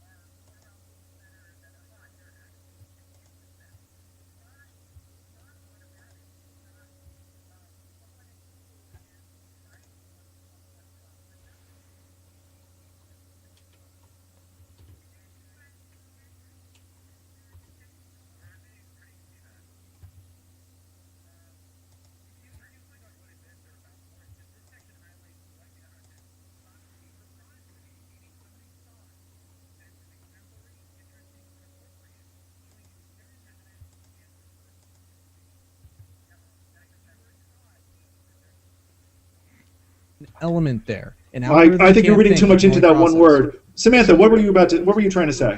Well, this just goes back to the larger issue in terms of, what our expectation is of a social network. I'd be pretty damn pissed if I found out that Facebook was limiting and changing the content that my social network was putting out. It is not a true social network, and that it drives me nuts. I'm not saying that I don't like it. I agree about that. Whoa, wait a minute. Samantha, you'd be pissed if Facebook censored your friends? But it does, right? Well, I'm saying I censor my friends, but if my friend is posting something that they don't feel is relevant that I should see and I don't see it, Facebook does that, right? not in that capacity. Yeah, absolutely. That's how the whole stream works in Facebook. Okay, we're still getting. Facebook doesn't tell you we're still getting an echo from Oleg. I'm getting a feed. I'm not sure what it is. He just wants to shut me up. No, Fine, I I'll love shut you, up. Oleg. You know that. I'm just saying that I'm looking at the Hangout in the bottom, and whenever someone's talking, I'm hearing an echo, and I'm seeing the green bar appear under your thumbnail only. So I'm guessing that's where it's from. I'm not sure what the deal is.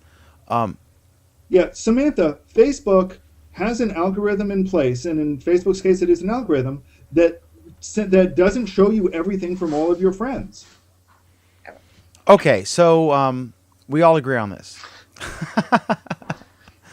And Sreek, welcome, Sreek. Yeah. All right, next topic. All right, Mohammed, Okay, well, 1 second, guys. Since you're talking about echoes, Cheech just released a post saying, whoever sees the echoes, there's an update right now, as of like 15 minutes ago, Oleg. So go on the link on the left, install that update, and you'll no longer have an echo. In fact, he says, if in the past week or so people are suddenly starting to hear a lot of echo coming from you. I get a 404. Why do they always do this right during our second show?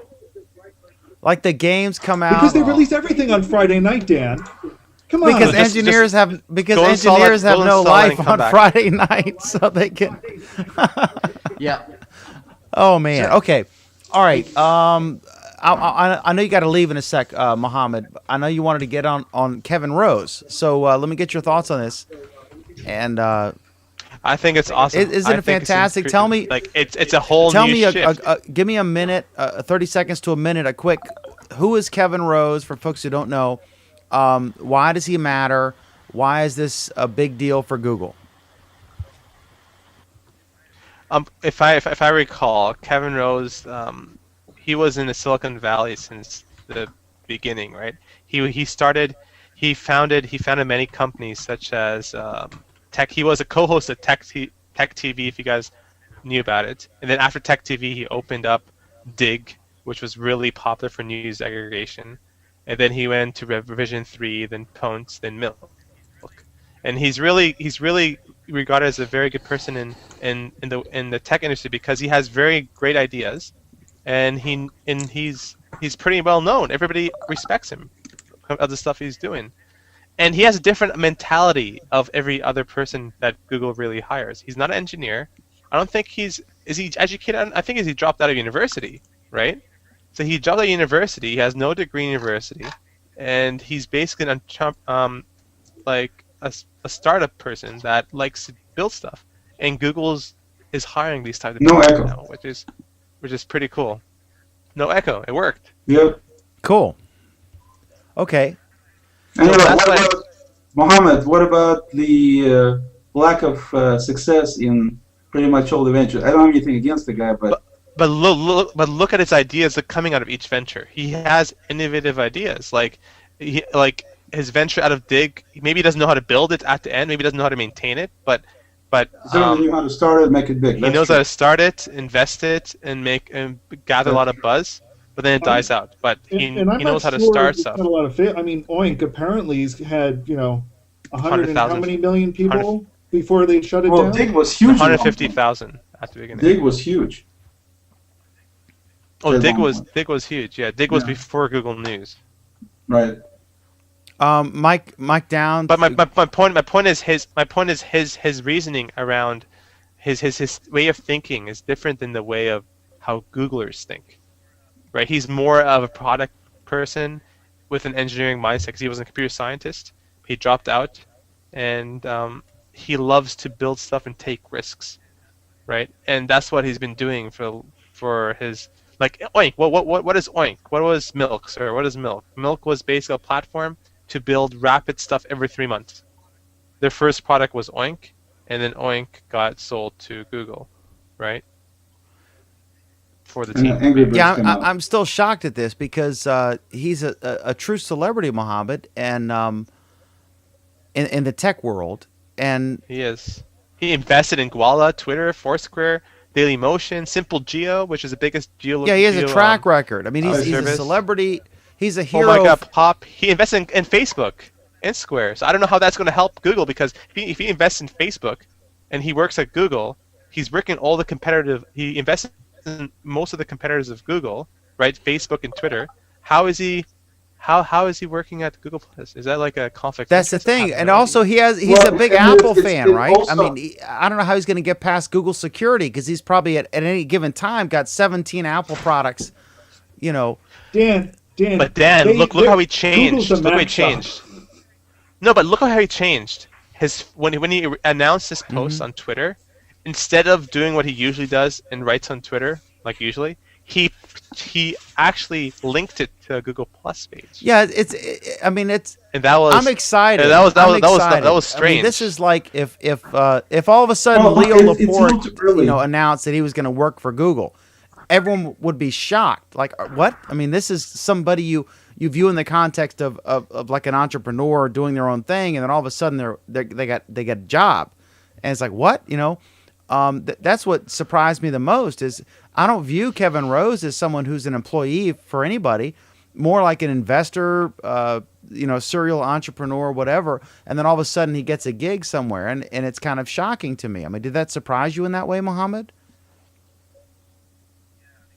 Yeah, because now it seems like he's actually quitting his ethical. He had an ethic. He says, I like to work in small teams. I like to build new products every single day and throw them he wants rapid prototyping. And Google doesn't work that way.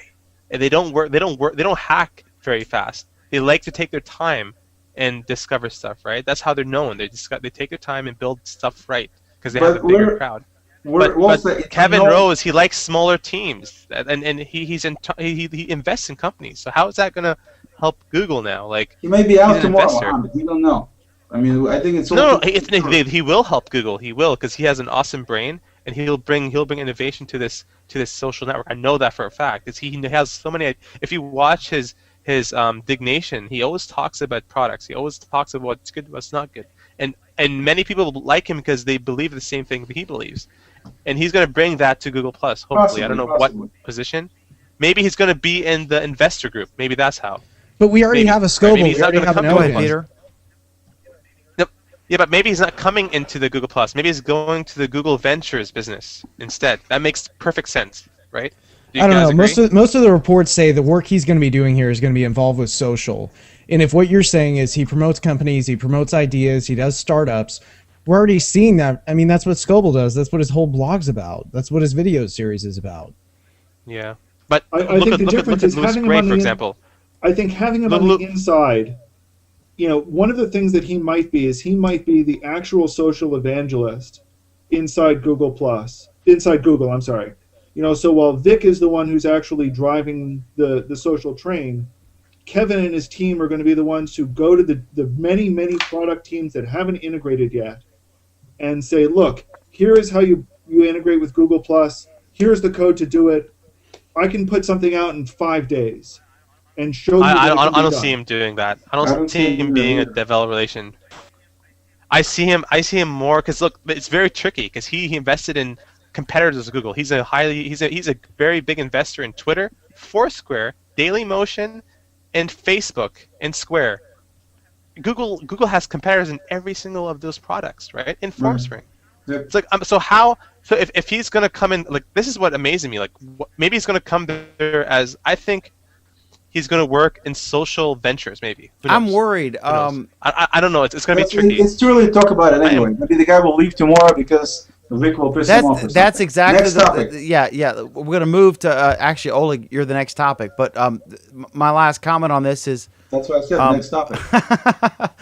with a vested interest for sure. But Mohammed, I would say that, yeah, I agree on everything you said, but I'm concerned about how long this relationship will last, because he is an entrepreneur, 1 year.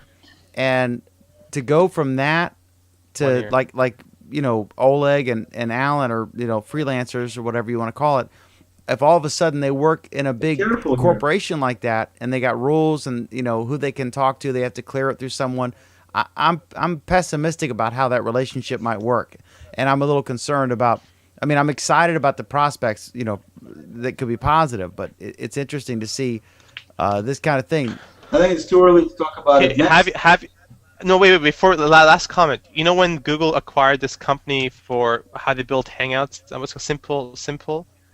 It's called Peter, help me Video, if and I'm- they didn't acquire them. They're just paying for the technology, from my understanding. No, not Video. The Say Now. They acquired Say Now. I heard in Say Now, the people they acquired from Say Now, I heard, don't get me wrong, that's the rumor I'm hearing, that the people there, they have to stay there for 2 years in order to get their shares and their money from that acquisition. So they acquired the people from Say Now, and they have to stay as a 2-year contract before they can move or take their money or the shares. Right? That's the deal. So maybe they did the same thing Kevin Rose. You have to stay for 2 years before you can leave. And I think he's going to stay till the end of his contract, then leave. Because I know he's going to get bored of being bullied and stuff like that. But not bullied, like being... Yeah. Okay. Yeah. I don't know. So, Yeah, I think that would make sense. Let's go to Oleg, and I would just say that I think there was some kind of, obviously, deal for stock and options and all that stuff. And yeah, a lot of stock, and good for him. And because this is quite a coup, right, Oleg? This is a big coup. Deserves it for Google. Well, it's keep a couple of things in mind. Number one, the guy is not poor. Okay, like Mohammed indicated, he invested in some very prominent companies, which I'm sure he made quite a bit of money. He has been very successful in the beginning. He's very prominent. He didn't have to go get this job at Google because he can't buy his next, chicken sandwich or something. So I can't believe it's about the money. It's got to be something else. Maybe there's some new project. Maybe he's got something he wants to bring in, and only Google with their might be able to put it out for him. Who knows? It's too early to talk about it. Okay. Next topic. Next topic is Oleg. Oleg, would you like to join us for this? Okay. Yes. All right. I see. You had some eggs and cheese and some omelets or whatever, a little hash brown casserole at Microsoft's Tech Breakfast, and I guess you paid $100 for it, and you're very pleased with the purchase, right? No. I didn't pay $100. They cheated me out of okay. $100. All right. Why don't you clarify this and all right, go ahead. Give us your rundown here, all your topics here. I'll do it quickly. Basically, the Tech Breakfast had to do with using the non-Microsoft devices, or in their perspective, the devices that are non-trustworthy on your corporate networks, which of course run all kinds of Microsoft servers and the only thing that people use these days and stuff. So that was one part of it.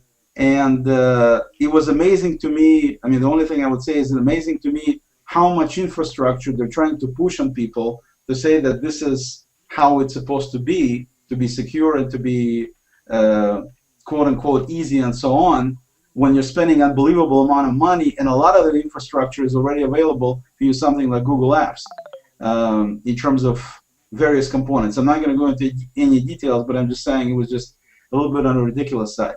And then the next thing that happened is part of the second deal was, once they were done, and we had our muffins. And then the next thing was they said that they're going to have a little deal at the end, demo on Windows 8. And by the way, we got a nice little goodie bag. And in the goodie bag, we got, let's see what did I get. I got a notebook with Microsoft logo impressed, which was cool. I got a pen. I got 10% off in their store. And I got a copy of Windows 7 Ultimate for free. So if anybody wants Windows 7 Ultimate, you know, contact me on Google Plus and I'll send it to you. And then they had a presentation on Windows 8. And this was just about as pathetic as you can get, because the guy, I mean, one example was the guy takes a picture using Windows 8, you know, using the new Metro interface, and then the gentleman in the audience says, "Can you share that?" And the guy says, "Well, you can't share it because you're in a camera application. So what you need to do then is when you get out of the camera application, go back to the main menu, and then you go back to the gallery equivalent on Android application to look at the pictures, and then you can select the share option, and then you can select and send that picture." Which of course just blew my mind that they're talking about like it's some great big deal. I mean, obviously they've never even heard of you know, instant upload on Google with Google Plus and Android and all that kind of stuff. Just amazing, just amazing. I mean, I'm surprised that Microsoft can be that naive in terms of what they're showing to people and trying to project it like it's some great deal. And the guy says, you know, you do everything on the screen horizontally because, you know, we're used to doing that, and you read books in the same way. And I'm like, which planet does this guy come? When did you read books in a landscape mode? Since when do you read books in landscape mode? So anyway, that was kind of a new thing to me. But the final deal that was kind of amusing and amazing was the guy says, how many people here use Windows phones? And so about maybe, I don't know, about 40%, I would say probably, people raised their hands saying they use the Windows phones. So the lady goes, if anybody doesn't use Windows phones, how about we can do a test. We'll give you $100 store credit if your phone can do something faster than our Windows phone can. I thought, okay, I'll take my Galaxy S2 for a test. So I go around, come to this guy, and we start doing this test, and the guy says, let's see if you can come up with local show times of movies faster than I can. And the guy pushes a button, boom, comes up with the deal on the screen. I said, well, I mean, let's try to make it a little bit more, you know, realistic and a little bit more even here. I had no idea what you're going to ask me. You already have a button set up on your screen. Let me set up a button, and then we'll do a test. He says, no, how about if we do search for whatever? I said, well, can you do search for something else specifically? He says, well, I can set up a button for it. I said, well, so can I. So why don't we do a test like this? He says, let's go ahead and do a Facebook profile change. See if you can do that faster than me. I said, I don't use Facebook.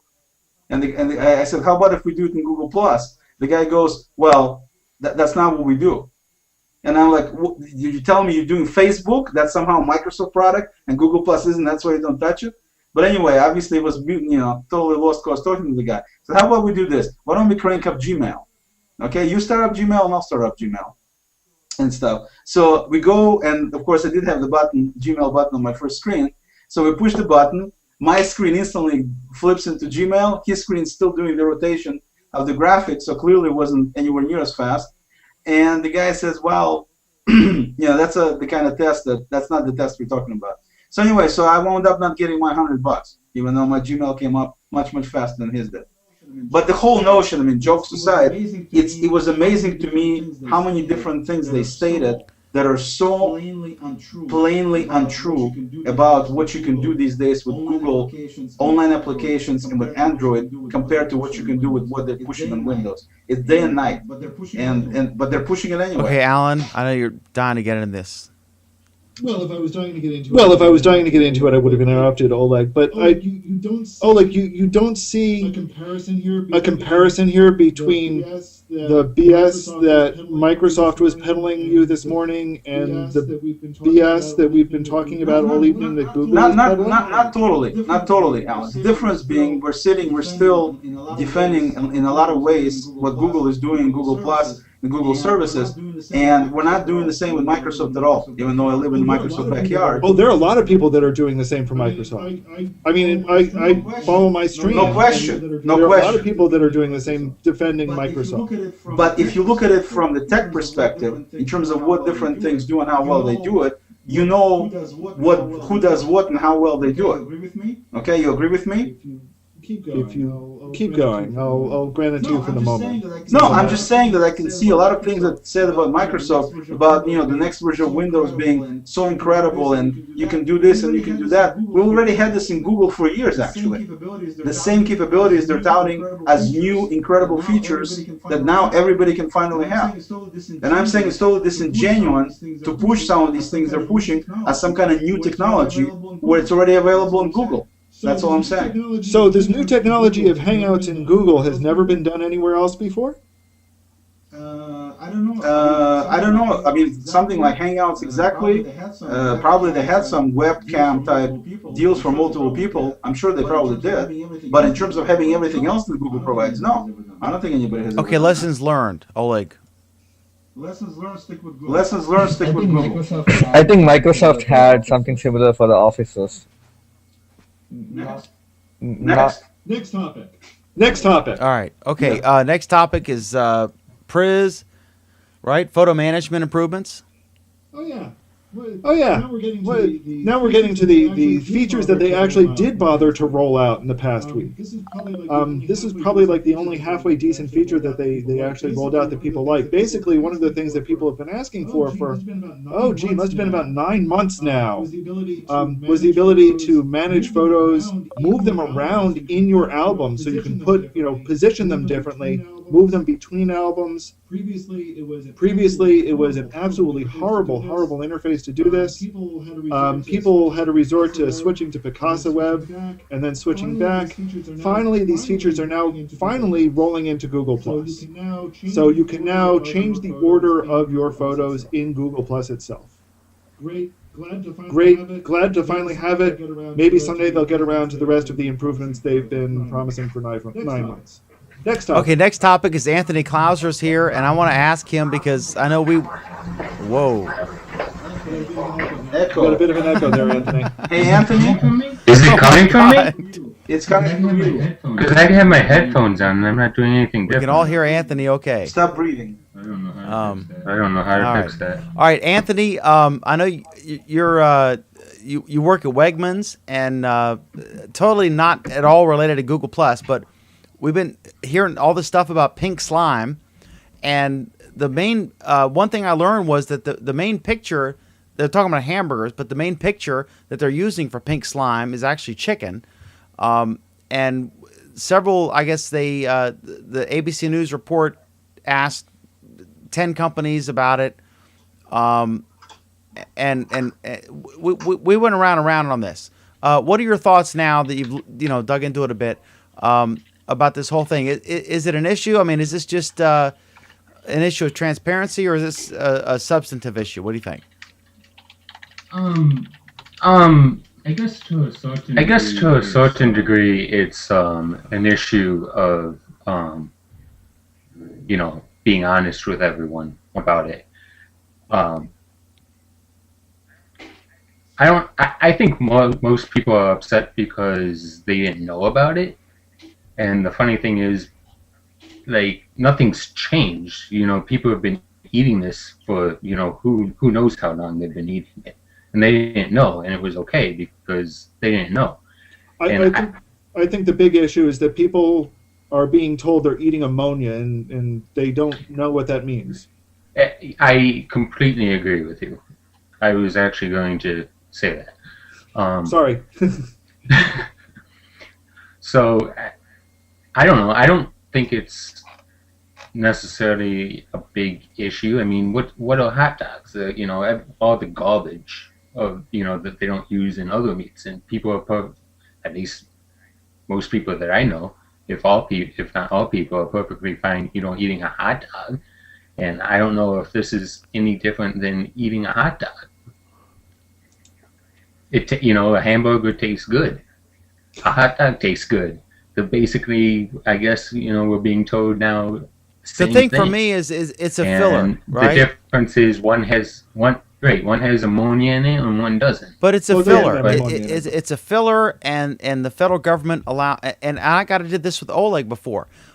It's a filler, and the federal government allows them to conceal the existence of the filler. And that's the problem I have. Well, if you actually look at the product, okay, look, I don't have a picture because I don't have a legal picture I can use of a lean textured protein or whatever you want to call it. It's pink and it's kind of slimy. No, it's That's no. what it The looks picture like, that right? everyone sees of the pink stuff looks like Play-Doh. That is actually chicken. The beef Right. product that we're talking about actually looks more like rabbit pellets. Not the scat that they deposit, but the food, right? And it's lean textured protein, whatever you want to call it. The issue I think that outrages people is that grocery stores say it's 100% ground beef, but really it has, up to X percent of this stuff, and it's in 70% of stores, and you can ask the butcher, and they don't know if it's there, and that's the problem that I have with it. Let me ask Pam. You're a consumer. You've probably eaten a hamburger too. I'm also a scientist. Okay. What do you think? I mean, I think that this thing grew legs because it was about yet another example of the federal government dictating rules that allow these companies that donate money to the politicians to conceal facts from the public. I mean, I like Spam, I use Spam, low sodium Spam, and I can make a stir fry that would, you would die for. You would follow me. I joked in a post that you would follow me around with a plate. No. And you may very well if you eat too much. No. There's absolutely nothing you could do to Spam that would make me like it. Well, you know Sorry. what? You're wrong, because if you tried my Spam stir fry, you'd be amazed. But that's basically the same kind of thing. It's they take all the leftovers and they grind, do whatever they do, and make this gross concoction and then make it look pretty. Not that Spam looks particularly pretty, but what do you think about this issue? This exploded as a meme. Is it? What are your thoughts as a consumer and as someone who eats meat products? Okay, and also, for me, the biggest issue is the addition of the ammonium hydroxide. I understand why they do it, but if they ground the issue is of the parts that they grind up. Real meat from the muscle of the animal is relatively sterile, unless there's some kind of infection or tapeworm larvae or anything like that. It's relatively sterile, and once they stick it in a grinder with parts that are not sterile, that's where the introduction of the contaminants like E. coli and salmonella and things like that come in.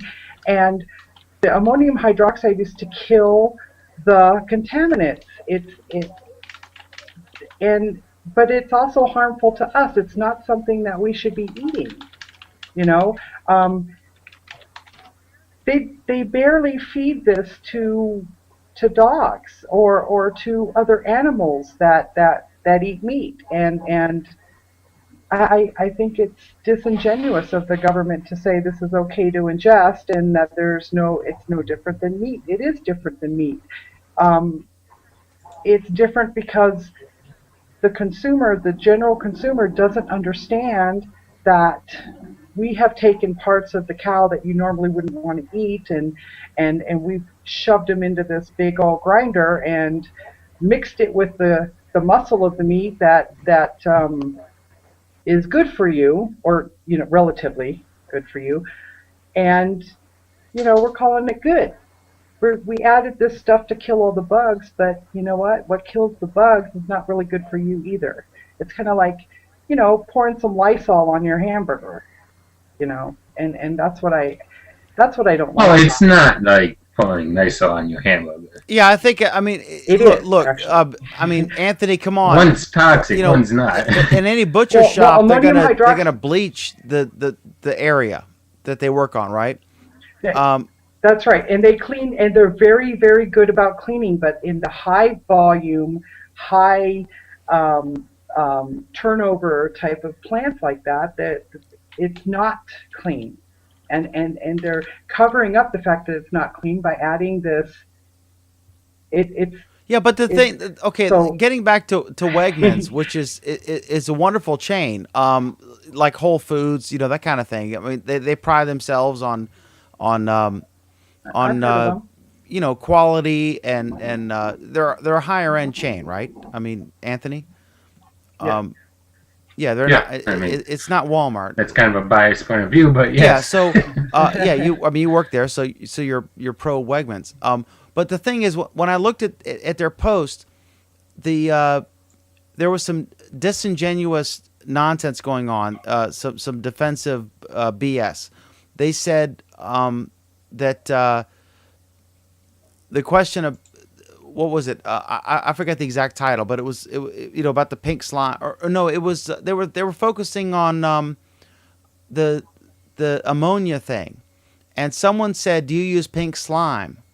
And their response was they completely ignored the pink slime argument because they do in fact use pink slime in their products, in some of their products, and they said that our processor Cargill does not use any ammonia treated products, and then they referenced a video that said that Wegmans did Wegmans doesn't use I'm trying to remember. I can't remember. But they sidestepped the issue. They ignored the question. It was a non-denial denial, and if you they said Cargill doesn't use any ammonia treated stuff, because I think in the video the reference only one meat processor actually uses ammonia treated meat products. Right, beef. Right, products it's not and- Cargill. But Cargill is in fact a massive producer of meat that includes this lean textured protein, which is been dubbed pink slime, but again, it's all secret. That's the thing. They're allowed to just say it's natural beef, and I've been railing about this since I lost weight, about processed food versus natural food. Eat what like a caveman did. And it all gets back to that. This is all like a scam that the federal government allows companies to propagate by, secretly introducing these things and that's the reason we're all fat now. It's because of all this crap that they can put in our food. And I mean, what are your thoughts on this? As someone in the industry, who loves your company, and rightly so, they're a great company, but they're trying to juggle this PR snafu, and it's similar to what Google Plus is going through. They're facing some legitimate PR arguments that we've witnessed tonight, and they're trying to how do we deal with this, because everyone's doing it, and they kind of got caught with their hands in the cookie jar or whatever, however you want to categorize it. What are your thoughts? Because I know initially you said I was full of crap. And then I guess you looked into it and discovered that, maybe he's not full of crap. Or full of pink slime, Well, I should say. I guess I don't fully understand this pink slime thing. My understanding was that pink slime was, synonymous with the ammonia. And basically what you're telling me is that that's not true. So, I don't know. Well, I mean, I know that Cargill, or however you say the name, uses the lean beef trimmings, but they don't use The ammonia, okay. So is that pink slime? I don't there's know. been a lot of misinformation on this, and let me just briefly clarify. The deal is this: they take all the trimmings. I mean, everything from, all the parts that you can't generally just easily cut, and they have all this leftover stuff. The scrap of the cow, and they take it in a thing and they spin it and they force the meat out, and then they come up with this product, and then they create some kind of Play-Doh type whatever consistency for this product, and then one of the meat processors, it's not Cargill, which is the main producer for Wegmans. It's I forget what the name is, but they actually they just do a little puff of a vapor of ammonia, and that kills the germs. So it's edible, just in case there's any bacteria and stuff. Because as we all know, that you can cook a steak, medium rare or rare or medium or whatever you want to do, and you're safer than if you cooked a hamburger to those same standards. Because once a meat goes through a grinder and it's processed and a bunch of meat's going down a chute, then it's a bigger risk than a single hunk of meat. And so you're dealing with the same phenomena here with this processed stuff, basically going through the salad spinner. And so they just do a little puff of a vapor of ammonia hydroxide, which is different from household ammonia. It's a food grade ammonia, and it's used in a lot of different products. I mean, it's not some new thing. So that's the thing. But what Wegmans was doing, which was disingenuous, was someone would ask, "Are you using pink slime? Are you using this additive of the leftover products?" And they would refer to say, "Oh, well, we don't use any ammonia treated products," insinuating that pink slime is the ammonia issue, which it's not. That's what irritated me. I mean, they were being disingenuous. Yes, Can I sir. ask a Oleg, quick go ahead. question? Are you single-handedly trying to kill the show permanently, or you really want to talk about this on Google I mean, Plus it was Week? it was something that we'd all gotten into, but obviously This we lost directly relates to the pink +1 button. That's You exactly know it. No, it doesn't. It does The not. +1 slime. It does not. All right, last just comment. one Let's thing I move wanted to on, say, which is since kind I've of been vetoed down. I've been Reddited voted down. Minus I know, Dan, one. it's your Big show, time. but Next. All right. Hey, Dan, Yeah. real quick. Ammonia gas is what the other companies use versus ammonium hydroxide. Ammonium hydroxide is basically our household ammonia that you buy in the store is diluted ammonium hydroxide in liquid form. That's what it is. right. And I got to tell you, So we when put there's like ammonia we gas. put. Go ahead. I mean, I got to tell you, if I told you that we put bleach on, our fruits and our fruits, you'd probably go, what? But I mean, that's what we do. That's the industry accepted and probably the FDA or Yes. FDA. Yeah, but you use like 10% bleach or 5% bleach, and you wash it off your fruit. This goes into the meat. This gets ground up in the meat. Okay, I'll accept that. Okay. So there is a My difference. closing comment was, and I think the whole reason for the controversy is that and we're moving on, Oleg. But yeah, the whole issue is not that they do it, because like I said, I like to spam stuff, It's the secrecy. but that's basically the same process. The whole issue is they were allowed to keep it secret. That's the problem. People, have a right to know what exactly is. If it says 100% natural, whatever, it should be that. And if we find out all of a sudden 70% of grocery stores are doing something we didn't know and it's kind of gross, we should have known that. That's the outrage. It's not what's actually in it. It's the fact that it's allowed to be kept secret because of the system that we have. And I The reason Pam doesn't like spam is because they're using 3 letters of her name and they're not paying her royalties. All right, next. All right, okay. We've done, I guess this is a topic that was scheduled for last week, but I think it was a last-minute addition from Anthony, and I missed it because I was going with a previous version, so I apologize. A new version of Google Hangouts. Anthony, you want to dig into this a little bit? It's terrible, but I didn't even click the links. The other one that I added, though, was about the usability, which is kind of unfortunate because Mohammed, which was already in the Hangout earlier today, is the one that created it, and it's unfortunate that he's not in here right now to talk about it. but I guess with that one, basically, he was in a hangout with someone that was Blind. Was he blind or hard of hearing? I think it was. I thought it was. It was blind because it's a screen Blind. reader that Yeah, was I think it's a the blind question. Because Right. it actually does a voice of the. You type the text, and then once you type the text, you can hear it audibly. It reads what the chat says. So I think it was blind, and yeah, the guy is a prince for writing this kind of stuff. No question about it. But there's something actually interesting and important here to bring up. When I saw that come out, and I saw Mohammed's post, and I thought it was great. I thought it was wonderful. When I saw Google, when I saw people inside Google and the Google Hangout team resharing it and encouraging it, I thought it was great.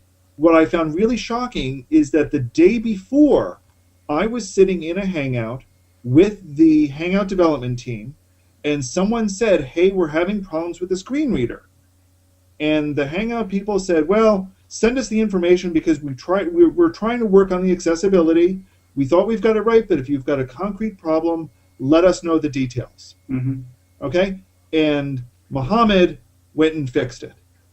And I think that's really saying something about the process going into some of these changes inside Google+, is that there's a lot of, we can call it bureaucracy, we can call it mechanism, we can call it thoroughness, we can call it whatever we want.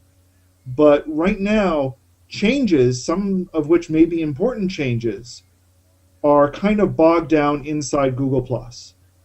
And there might be perfectly legitimate reasons for it, but it's people like Mohammed who are able to show, hey, some of these changes may not be a big deal, and we can just go and do them. Yeah, right, and he does, and kudos to him. No question there. No question. The guy he did a great job with this. Speaking of extensions, I have one more thing that's not quite pink slime material, but interesting for Google Plus Week readers, viewers. There is an extension I found that saves the text as you type it in a comment or a post. And so if you accidentally lose it, which you can easily do if you do it from notifications, you can just simply click on the load button that they give you, and then it brings it back up again, which I'd love for Google to implement it as a permanent feature. Extremely useful. I've lost stuff I typed many, many times because of this. And once again, here's the thing. In this feature is already in Google Mail, it is in Blogger, it is in Google Docs, it is in just about every other place where they've got an input. Right. But it's missing from Google+. And they'll probably been asking for it since day one. Yeah, Alan, we talked about that. There's a lot of people are asking for a lot of things from them, and it's not like they're sitting collecting dust or doing nothing. It just, everything takes time. You know how that goes. Oleg, I know that, and you know that. And probably a ton of people also know that. The problem is you start to wonder at some point when when these are features that are in other Google products, why are they missing from here? I don't know. Why is it taking so long? Because there's a lot of different things that they're working on. I don't know where that fits in the whole priority list, and I don't know what other impact it has on other products too. Keep in mind, they're trying to do all this integration as they're moving this train along. So they can't, this deal with regressive testing be a nightmare to make sure everything is working right. Let me note that in the chat room on the Hangout chat, we have a couple of people who posted the scientific formula for ammonia, whatever, and I'm just noting that would never have happened on Facebook. Okay, Priz. I guess Google Docs integration graduates from extras and is now in regular Hangouts, but it is still has some integration issues, right? Yeah, still has some integration issues. It's great to see that they've made it from extras. In fact, I don't think there's anything now left in extras that's actually an extra. Right. Which is great to see. There have been a lot of people waiting for Docs to be integrated as part of Hangouts, so that's wonderful itself. One of the first problem I noticed, Peter reminds me that phone integration isn't yet in Hangouts, it's not extras. Thank you, Peter. One of the problems that I noticed while trying to use Docs in a Hangout is that it's not actually aware of who is in the Hangout or the circles. So I was in a Hangout with a friend of mine, and he said, "I've got this document for you to see." I said, "Okay, fine. Just click on Docs and share it." And he said, well, what's your email address? I said, you don't need my email address. We're in a hangout together. He said, no, it's asking me for an email address. So, there's this strange disconnect still that you would think that if you're in a hangout, it should be able to know you're in a hangout and should be able to share it with you. But it's not there yet. You could make the argument that that's intentional, and that that way they make sure that that a non-public document is being shared with people that don't otherwise have access to the document. Well, and that's fine, but why does this person need to know my email address? If they know me on Google Plus, and I've hidden my email address on Google Plus, which I have, their contact with me is through Google Plus. They're sharing it with me. Google Plus has been my identifier. It's authenticated me and it's vouching for me.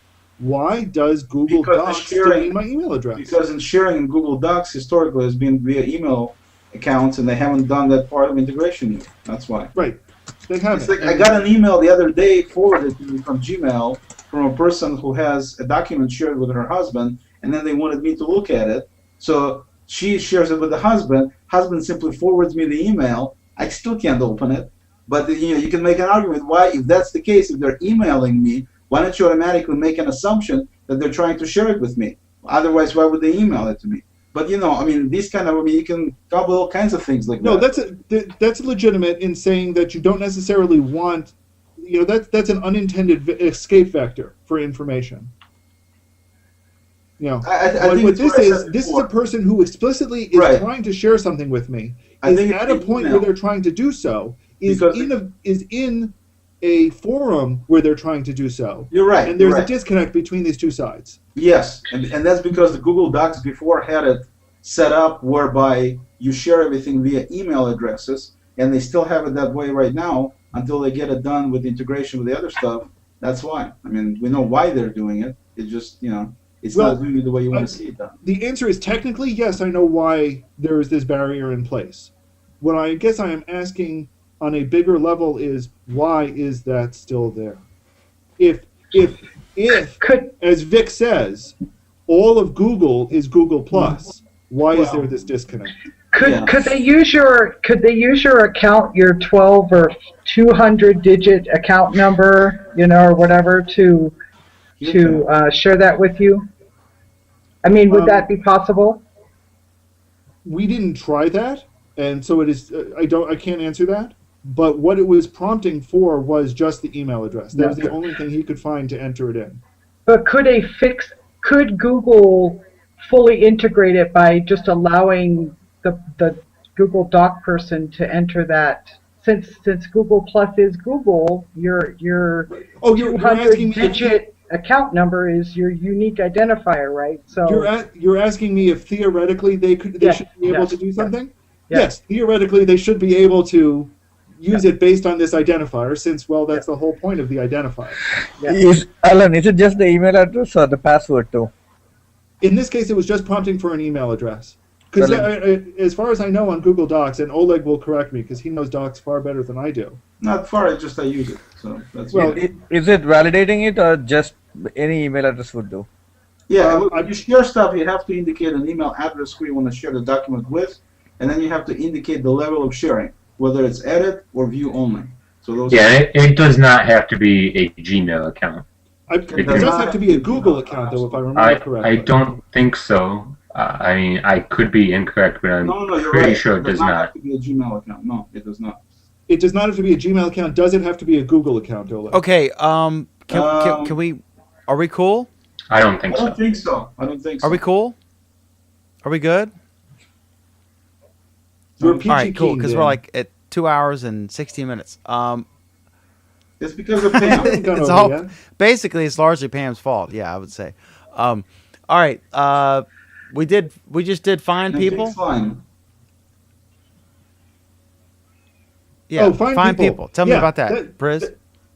That was an interesting one. One of a Google Plus engineer made a post to his circles, basically a very casual post saying, "Hey, we did some work with Find People, and it's producing better results for me. What do you guys think?" And a whole bunch of people said, "No, it's still producing pretty bad results for us. Mostly, it's producing people who I uncircled." And he said, "Oh, well, that's something we need to fix then." So it was an interesting, very casual conversation between Google engineers and a bunch of his followers that told them they were still on the wrong track. and That still brings up missing another the boat. issue of a community manager who, as you eloquently wrote in our show notes, asked for asked for feedback. So what's that about? Yeah, Natalie made a post this afternoon basically saying this is going to be a new feature she was going to run every other week, where she just goes and kind of turns the floor over to everyone and says, "Hey, what features do you guys need? What problems are you encountering, and so forth." I put the link in the show notes so that everybody could go look at it. It's only had about 200 comments so far. So if you have something that you want Natalie to read and respond to, now's a good time. And Natalie's the community manager for Google But- Plus. I think she's the one of about 6, I guess. I'm not sure how many there are. She is, yeah. Well, there are a whole bunch of community managers, and since all of Google is, all of Google Plus is Google, there are a whole bunch of them. But she's the one who primarily responds to things about the stream and about Hangouts. And so basically, she just kind of opened it up to say, "Hey, what are people looking for? What are the problems? What are the questions?" And people are raising a whole bunch of issues, some of which date back a while. And again, maybe this is an attempt to reach out to people and try to actually push some of the fixes that people are asking for. Okay, through. On the other hand, it could be totally ineptness on their part, because if you play devil's advocate, listening to some of the things you mentioned, Alan, that there's so many things they're sitting on that they should get done and they're not getting done. Seems silly to actually ask for more work when you can't even get the stuff done you should get done. Well, but I don't think any of this is actually new work. I'm sure that all of it is it's all somewhere on their list of things to do. So then why They're ask? now asking for people to really just say, well, what's most important? Well, it's going to vary depending on people. Squeaky wheels. I wanted something totally different than Pam wants, and that's unlikely to change. Yeah, and that's been the problem that the community managers have had to deal with for a while. See, he wants that minus button bad. No, I don't want the minus button. but it it better not be red. Suggest It better not be red. be communist red, Okay. yeah. Performance enhancements made to the Android. I guess not the mobile app so much. I'm not sure who did this. Who put that topic in? They updated the web browser, right? Download about a week ago for the mobile, for the Android deal. There was a new download. I don't know exactly what they. I think No, it's not. It's not that. I think this is referencing the new web browser, the mobile web browser interface. Chrome, you mean? No, if you're on your phone and you go to.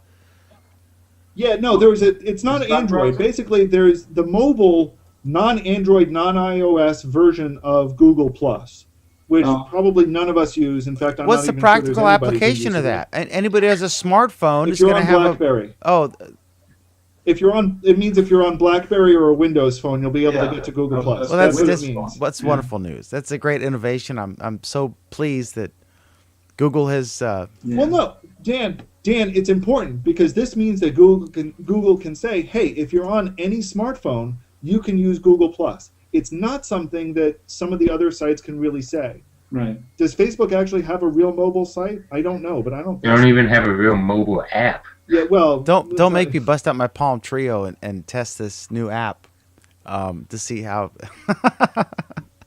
Talk about majoring in the minors. Okay. All right, Oleg, you got a new keyboard dock, right? Yes. Would you like to show off your new toy and tell us about it? Keep it safe for work, please. It's the old toy that has the. Yeah, no, it's definitely safe for work. Basically, it's one of these deals that I don't know if you can see it or not. Let me turn on the light. It's getting kind of dark here. Yeah, it's just basically a docking deal that has a little slider here that allows you to simply unplug the top part, or maybe not so simple if I use one hand, but I use two hands. And then once you take it off, the tablet separately, the keyboard part came separately. And the cool thing about the keyboard, it's got a couple of ports on it, so you can put real SD stick in there, not just mini deal. And also it has ability to have your battery extends for 6 more hours. And the keyboard is actually very nice. It's a chiclet keyboard, but very nice, integrates very nicely, works great. And so it basically makes it be like a little laptop. So I think it's excellent. Anybody who has Transformer Prime definitely could use one. And see, you can play games like Shoot the Apple. I went to saw the new iPad today. So all right, what's the cost of that? Shoot the Apple. What's the cost of the Transformer Prime with the keyboard? Yeah. With and without. The keyboard. This keyboard costs $149 with the battery and the ports and everything. So it's a dock basically. It's not just a keyboard; it's a dock. And so it's $150 if you can get it. Some people are selling it for more. And then just snaps in place. And once it snaps in place, you can open it much, little, however you want. So you can see it's really thin. Yeah, it's great. We talked about this months ago. Is it still hard to get? It's hard to get. Yeah, it took me, like. No, Dan. I have the original Transformer, which looks basically the same. It's just different hardware. With the dock. But he has the new Transformer Prime, which basically has superior hardware to mine. Big time. Well, okay. So what's the cost of the whole deal, Oleg? Well, so it's $500 for 32 gigabyte tablet, and then $150 for the dock. So you end up paying $650 or $100 more if you. So you're in the same ballpark as an iPad. And it's an absolute steal. You're in the middle of the iPad range, but you get a keyboard with it. Let's talk about iPad. Okay. Well, how much is a No, really, do we not have? Go. Pam, what's the question? I said how much is a laptop with a touch screen? The tablet itself is $499, $500.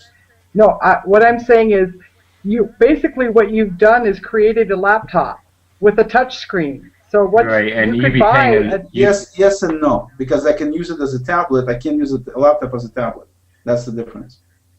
That's true. That's true. So other than that, you're right. I wasn't trying to create a laptop. It just when you actually want to do some work, I have to have a keyboard to type. I can't type on the screen, and that's why. And I do a lot of programming, so it ends up being that. That's why. And that plus battery makes sense to have it. Those are the main two reasons. But essentially, you're right. I did make a little laptop. Do you miss the mouse pad? I mean, now that you've used it for quite some time, Oleg, is it all that like we thought it would be? I mean, is it a great? It's very nice. Like I said, I went right here. Strik, if you see, this is the it's got a little pen on it. I went to see the new iPad today. It's amazing to me the naiveness of Microsoft people and everything else at the store, which was across the street from Apple's. It's amazing how they open it right across the street. But tons of people, tons of these geniuses, as they call them.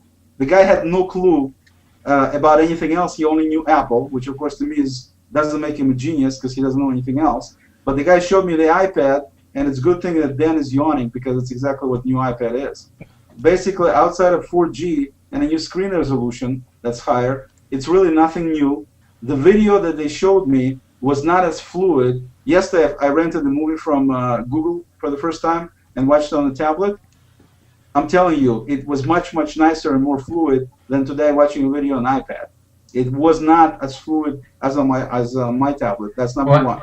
And I think the biggest thing is you're paying less for more powerful hardware. Looking at resolution, personally with my eyesight, I could not tell the difference why that display is so much nicer than mine. It's visually, when you're looking at games, when you're looking at just graphics, I couldn't see it. It doesn't look any nicer than mine does.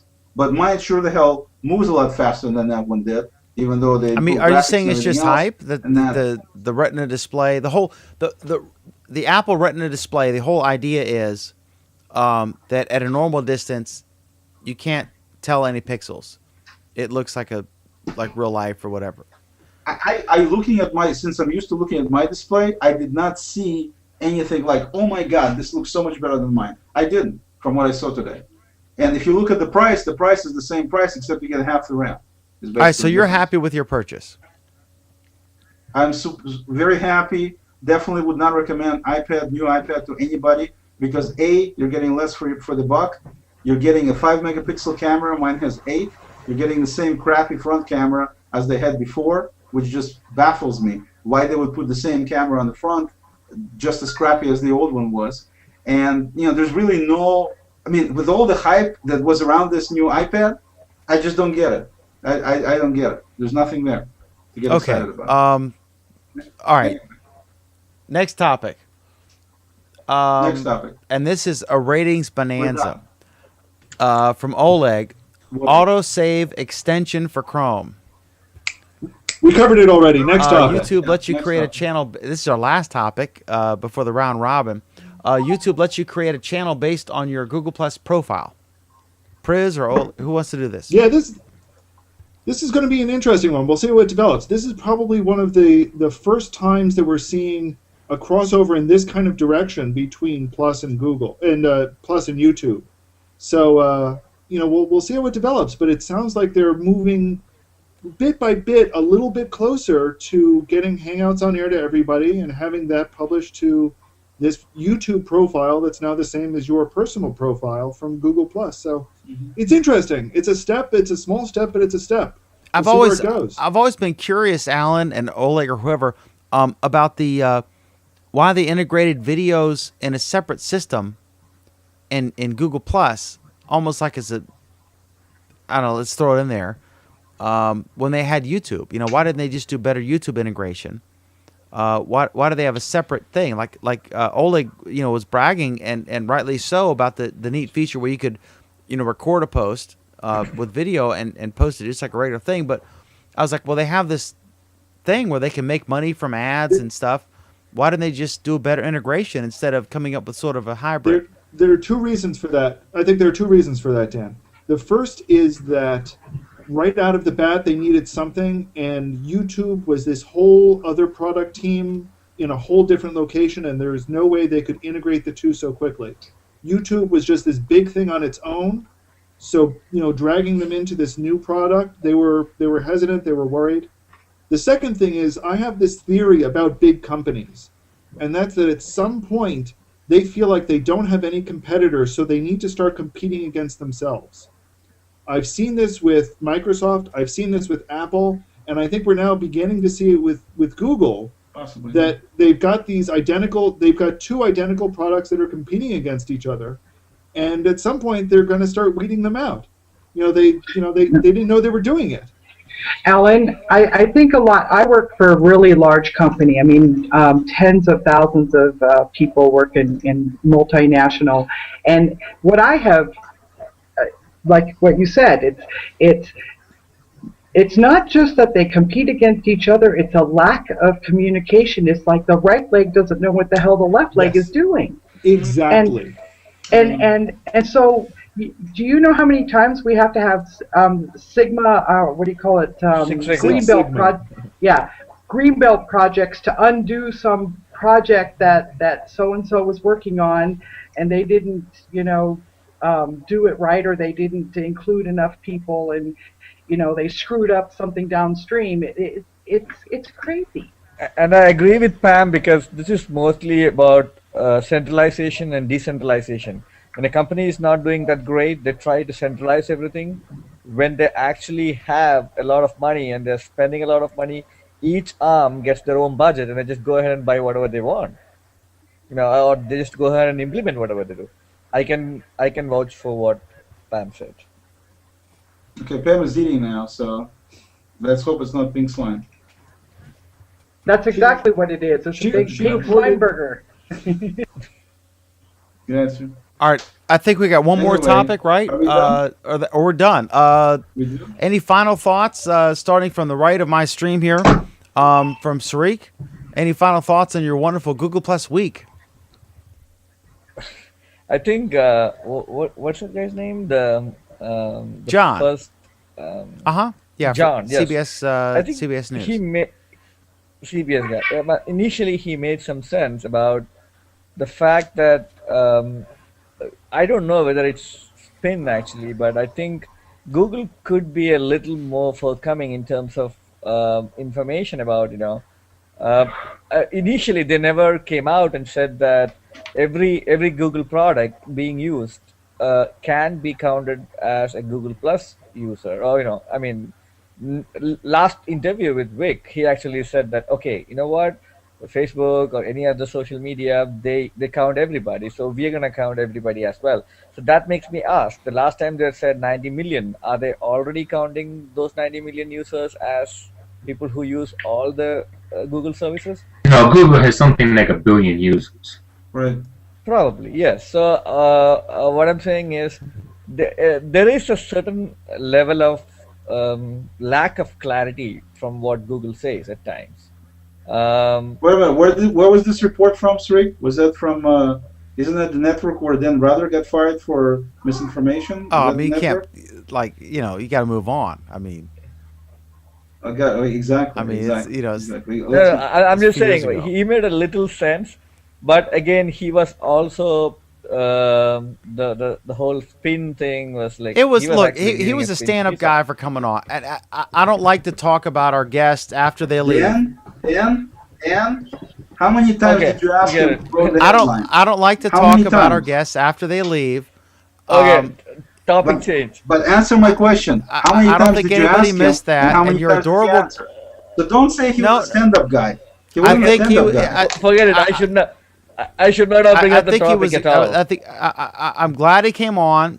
He made our show richer, and I learned from him. I hope he comes back. I just think it's, I think somebody else probably wrote the headline. But he has to, You think? he works there. But his article, I if you think- look at the meat, right? Not the gravy. If you look at the meat of the article, he has a point. He has a First That's what I Amendment said. He made some issue. sense. Point. About his headline, I think it takes some courage to stand up and say, yeah, the headline doesn't jive with the article, but I take the blame for that. He said all the right things, and I don't want to credibility. get into that because I don't want to cause him some issue, But yeah, That's credibility. yeah. I've got to give him I credibility. mean, he came on. points for I that. emailed him because Mike posted that thing, and then you mentioned one of you two guys mentioned me and drew my attention to that post about the story, and I read it, and I quickly emailed him. He immediately emailed me back. He had never used a Hangout before. This was his first ever Hangout. And I said, do you have a webcam and a mic and stuff? And he was he was eager to join us and engage in the debate. And I like that. I love someone who is willing to engage in debate, even if they disagree with me. And this guy, I give him props, for that. I don't think he wrote the headline, but How about let's move on. But he wouldn't answer that, but he would knock Vic for not giving the stats that he wanted to see. I mean, how is that not hypocritical? I think it's going to be interesting to see what happens with Kevin Rose the first time he's asked some awkward question in one of his TV appearances about Google. And he had, all of a sudden he's reined in. That's what I'm thinking. Yeah.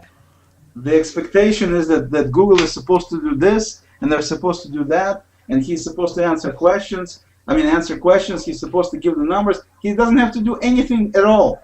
There was some bad press. The guy tried to put some word out saying this is BS. It doesn't have to go farther than this. He doesn't owe anybody anything. What did you guys think about what Samantha was saying in terms of she doesn't have anybody she knows on Google Plus, whereas Well, I was trying to make the point that she's being a little bit not what's the right word to use. She's not really being giving a shot to Google Plus like she gave to Facebook, because at the time she agreed herself that in the beginning she didn't have that circle of people on Facebook either until they got built up. So my point was just simple logic. Why don't you give time here to do the same thing? Let it grow. If people do come, if they don't come, they don't come. Then you can have a point. But at this point in time, it's only the stupid thing has been out for 6 months, and you're comparing it with whatever it's been, 7-year-old network on that. And so if people didn't come there at first, why are you expecting But people? Oleg, look at everything else that she was saying. She was saying that Twitter was easy. It was, you could adopt it quickly, and therefore you could keep using it. And that's what was its appeal. Disingenuous also. Pinterest has the same kind of appeal. Google Plus is more complex, and Google has made it more complex and is not helping people get on it. Alan, Google, go ahead, Alan, Oleg. Are you having difficulty using Google Plus?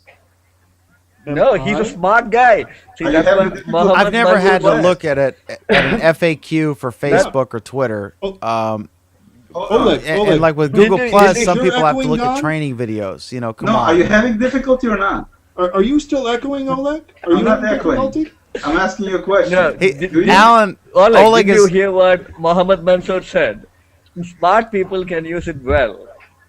No, Right. it has nothing to do with smart and not smart. It has everything to do with personality types, and that's Thank the you, real Pam. truth. I think it's. I don't think. I'm not entirely sure it's personality types either. I think personality types will use it in a particular way, but in getting into it, it requires and involves something else. And maybe maybe that is personality types, but it's I not can't figure out this intelligence. peculiar technical glitch I that. agree. It's not that difficult to use. It's not that difficult to use at all. I didn't say it was difficult to use, but compared to Twitter, it is far more difficult. Twitter doesn't All right, do anything. listen. You type in 140 characters, you hit enter, you're done. There's nothing else to do on Twitter.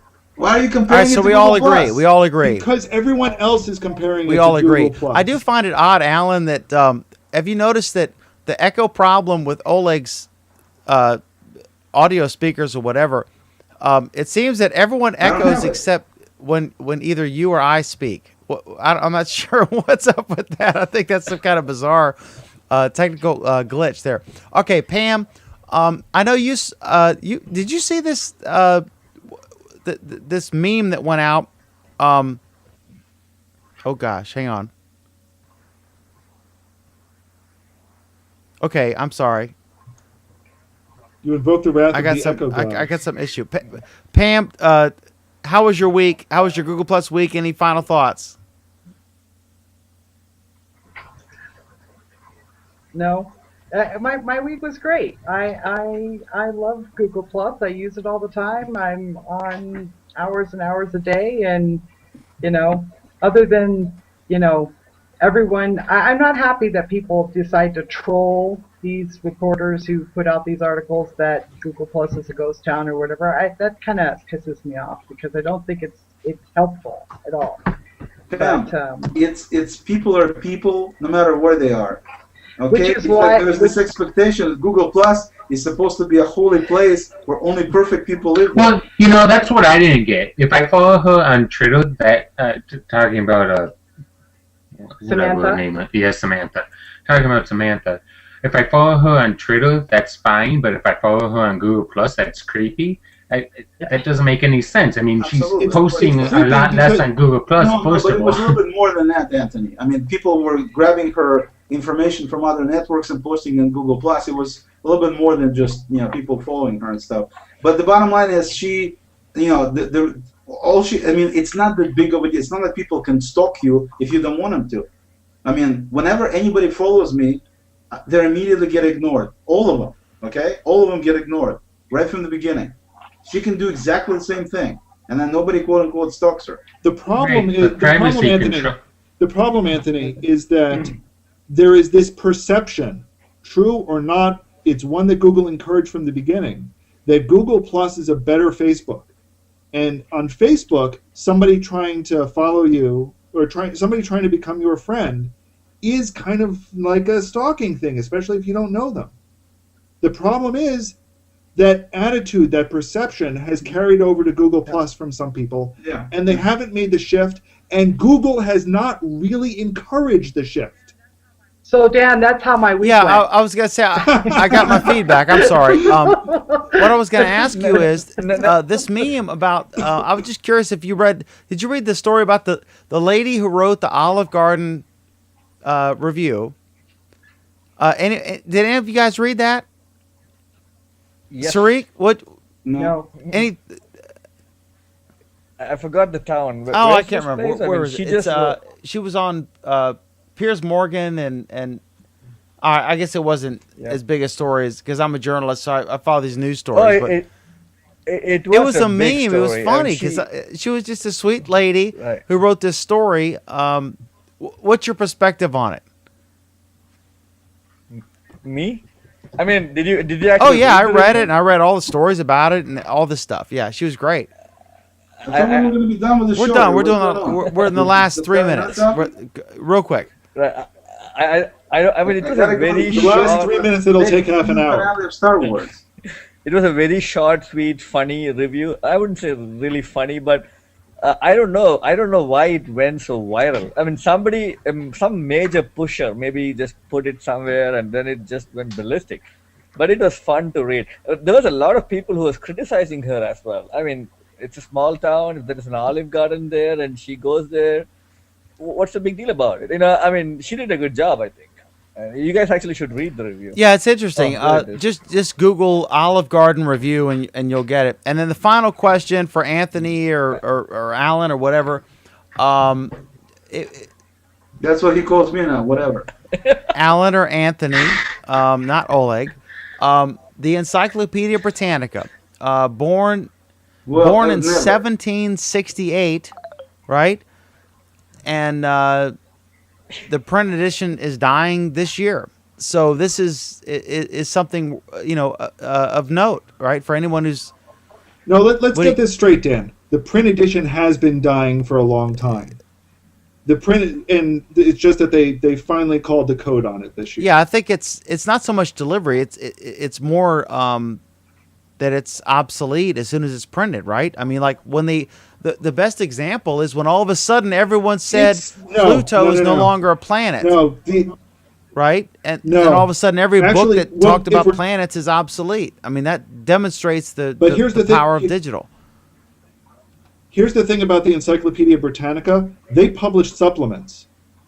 If you bought the 2008 edition, for example, you would be getting supplements that made corrections for the next 2 years until they released the next version. So the Encyclopedia Britannica tried to keep itself pretty up to date on things. That's not really what killed the Encyclopedia Britannica. What killed the Encyclopedia Britannica is that it's an expensive thing, and instead of paying, I think it was like the last price on it, $1,300 or $1,000? something. Yeah, Instead of paying that amount for a set of books, people were paying the same amount to buy a computer. And it's not that it's not that you could get the same things out of the computer. It's certainly not out of the internet. It's that the goal of these two devices was in some ways the same thing. It was to educate, it was to teach. So people diverted their personal education money from a set of books to a computer. And I saw that commentary somewhere today. I thought it was very insightful, and I think it's pretty much on the money. What I expect, if Britannica is smart, and I think these guys are, there is going to be a on-demand version of an Encyclopedia Oh, they do. Britannica. No, so that they have a big digital presence that they're. No, I don't mean digital. I mean a printed on-demand version, so that people who want to be able to say, "Hey, we've got a copy of the Encyclopedia Britannica," will be able to. You know get what it. though? I think that's their gonna be biggest thing though, Alan, is when we were kids, you could quote them, with authority. Well, the Encyclopedia Britannica says, or like Webster's Dictionary. Now, when's the last time you heard of them? That's the problem. The relevance and their authority has been largely diminished, and Wikipedia. I mean, but then they're criticized. But I tell people when you use Wikipedia, look at the summary, but then go to the links and look at the source material. Try to source it back all the way to the very beginning, and it takes some time, but then you can get a real, a pretty good picture of something you can source out. There's a way to use Wikipedia. If you're trying to do a general thing, like, if you're doing show prep for tonight and you're like, let me try to find some interesting tidbits about Kevin Rose, you go to, Wikipedia and you're probably pretty safe. But if you're writing a college term paper, it's a different story. But that's the thing, Dan. How many people are really looking for, if you're a research candidate, you're probably going to go and do it on Google Scholar or something. Most of the people nowadays, when they're Googling, they're mostly looking for quick information. They're not really going to go for the source. Wikipedia is I'm not saying that it is actually correct. a lot of scientific community folks doesn't even like Wikipedia because citations and all these things are a little blurry, and it can be publicly edited also. But the point is, a lot of times, I mean, if I want to know something, I actually search, Dan McDermott wiki, So I actually go there, I get some quick information. That's it. Like you said about Encyclopedia Britannica, another book which is probably dying is Guinness Book of World Records. When I was a kid, my father got me one. It is irrelevant now. I mean, well, the Guinness Book of World Records is so different even than from when I was a kid. I mean, it's such a it's before I would, yeah. I mean, it's an entertainment book instead of a. I mean, I don't know. I think it always was an entertainment book. But you can't really it's compare. much more of an entertainment book. I mean, it's put out by a beer company, right? Guinness Beer. I mean, that's what it is. Yeah, it's always been a novelty. All right, any final thoughts? Alan, last word, 10 seconds. Last word, 10 seconds. It's been an interesting week in Google+, but everyone's back from South by Southwest. They're getting pounded on criticism about not producing enough results. We better start seeing results soon, or I don't know, there are going to be pitchforks outside the Google+. It's going to be interesting to watch as this progresses, and we will, of course, document it as we always do. Hey, thanks so much for watching. This is In the Can. This is the last moments of Google Plus Week. Thanks so much for joining us. I'll see you back again Friday, 8 p.m. Eastern, 5 p.m. Pacific, midnight now, GMT. Thanks to America's wonderful system of Eastern, whatever, standard, whatever time. All right. Y'all have a great time. Thanks.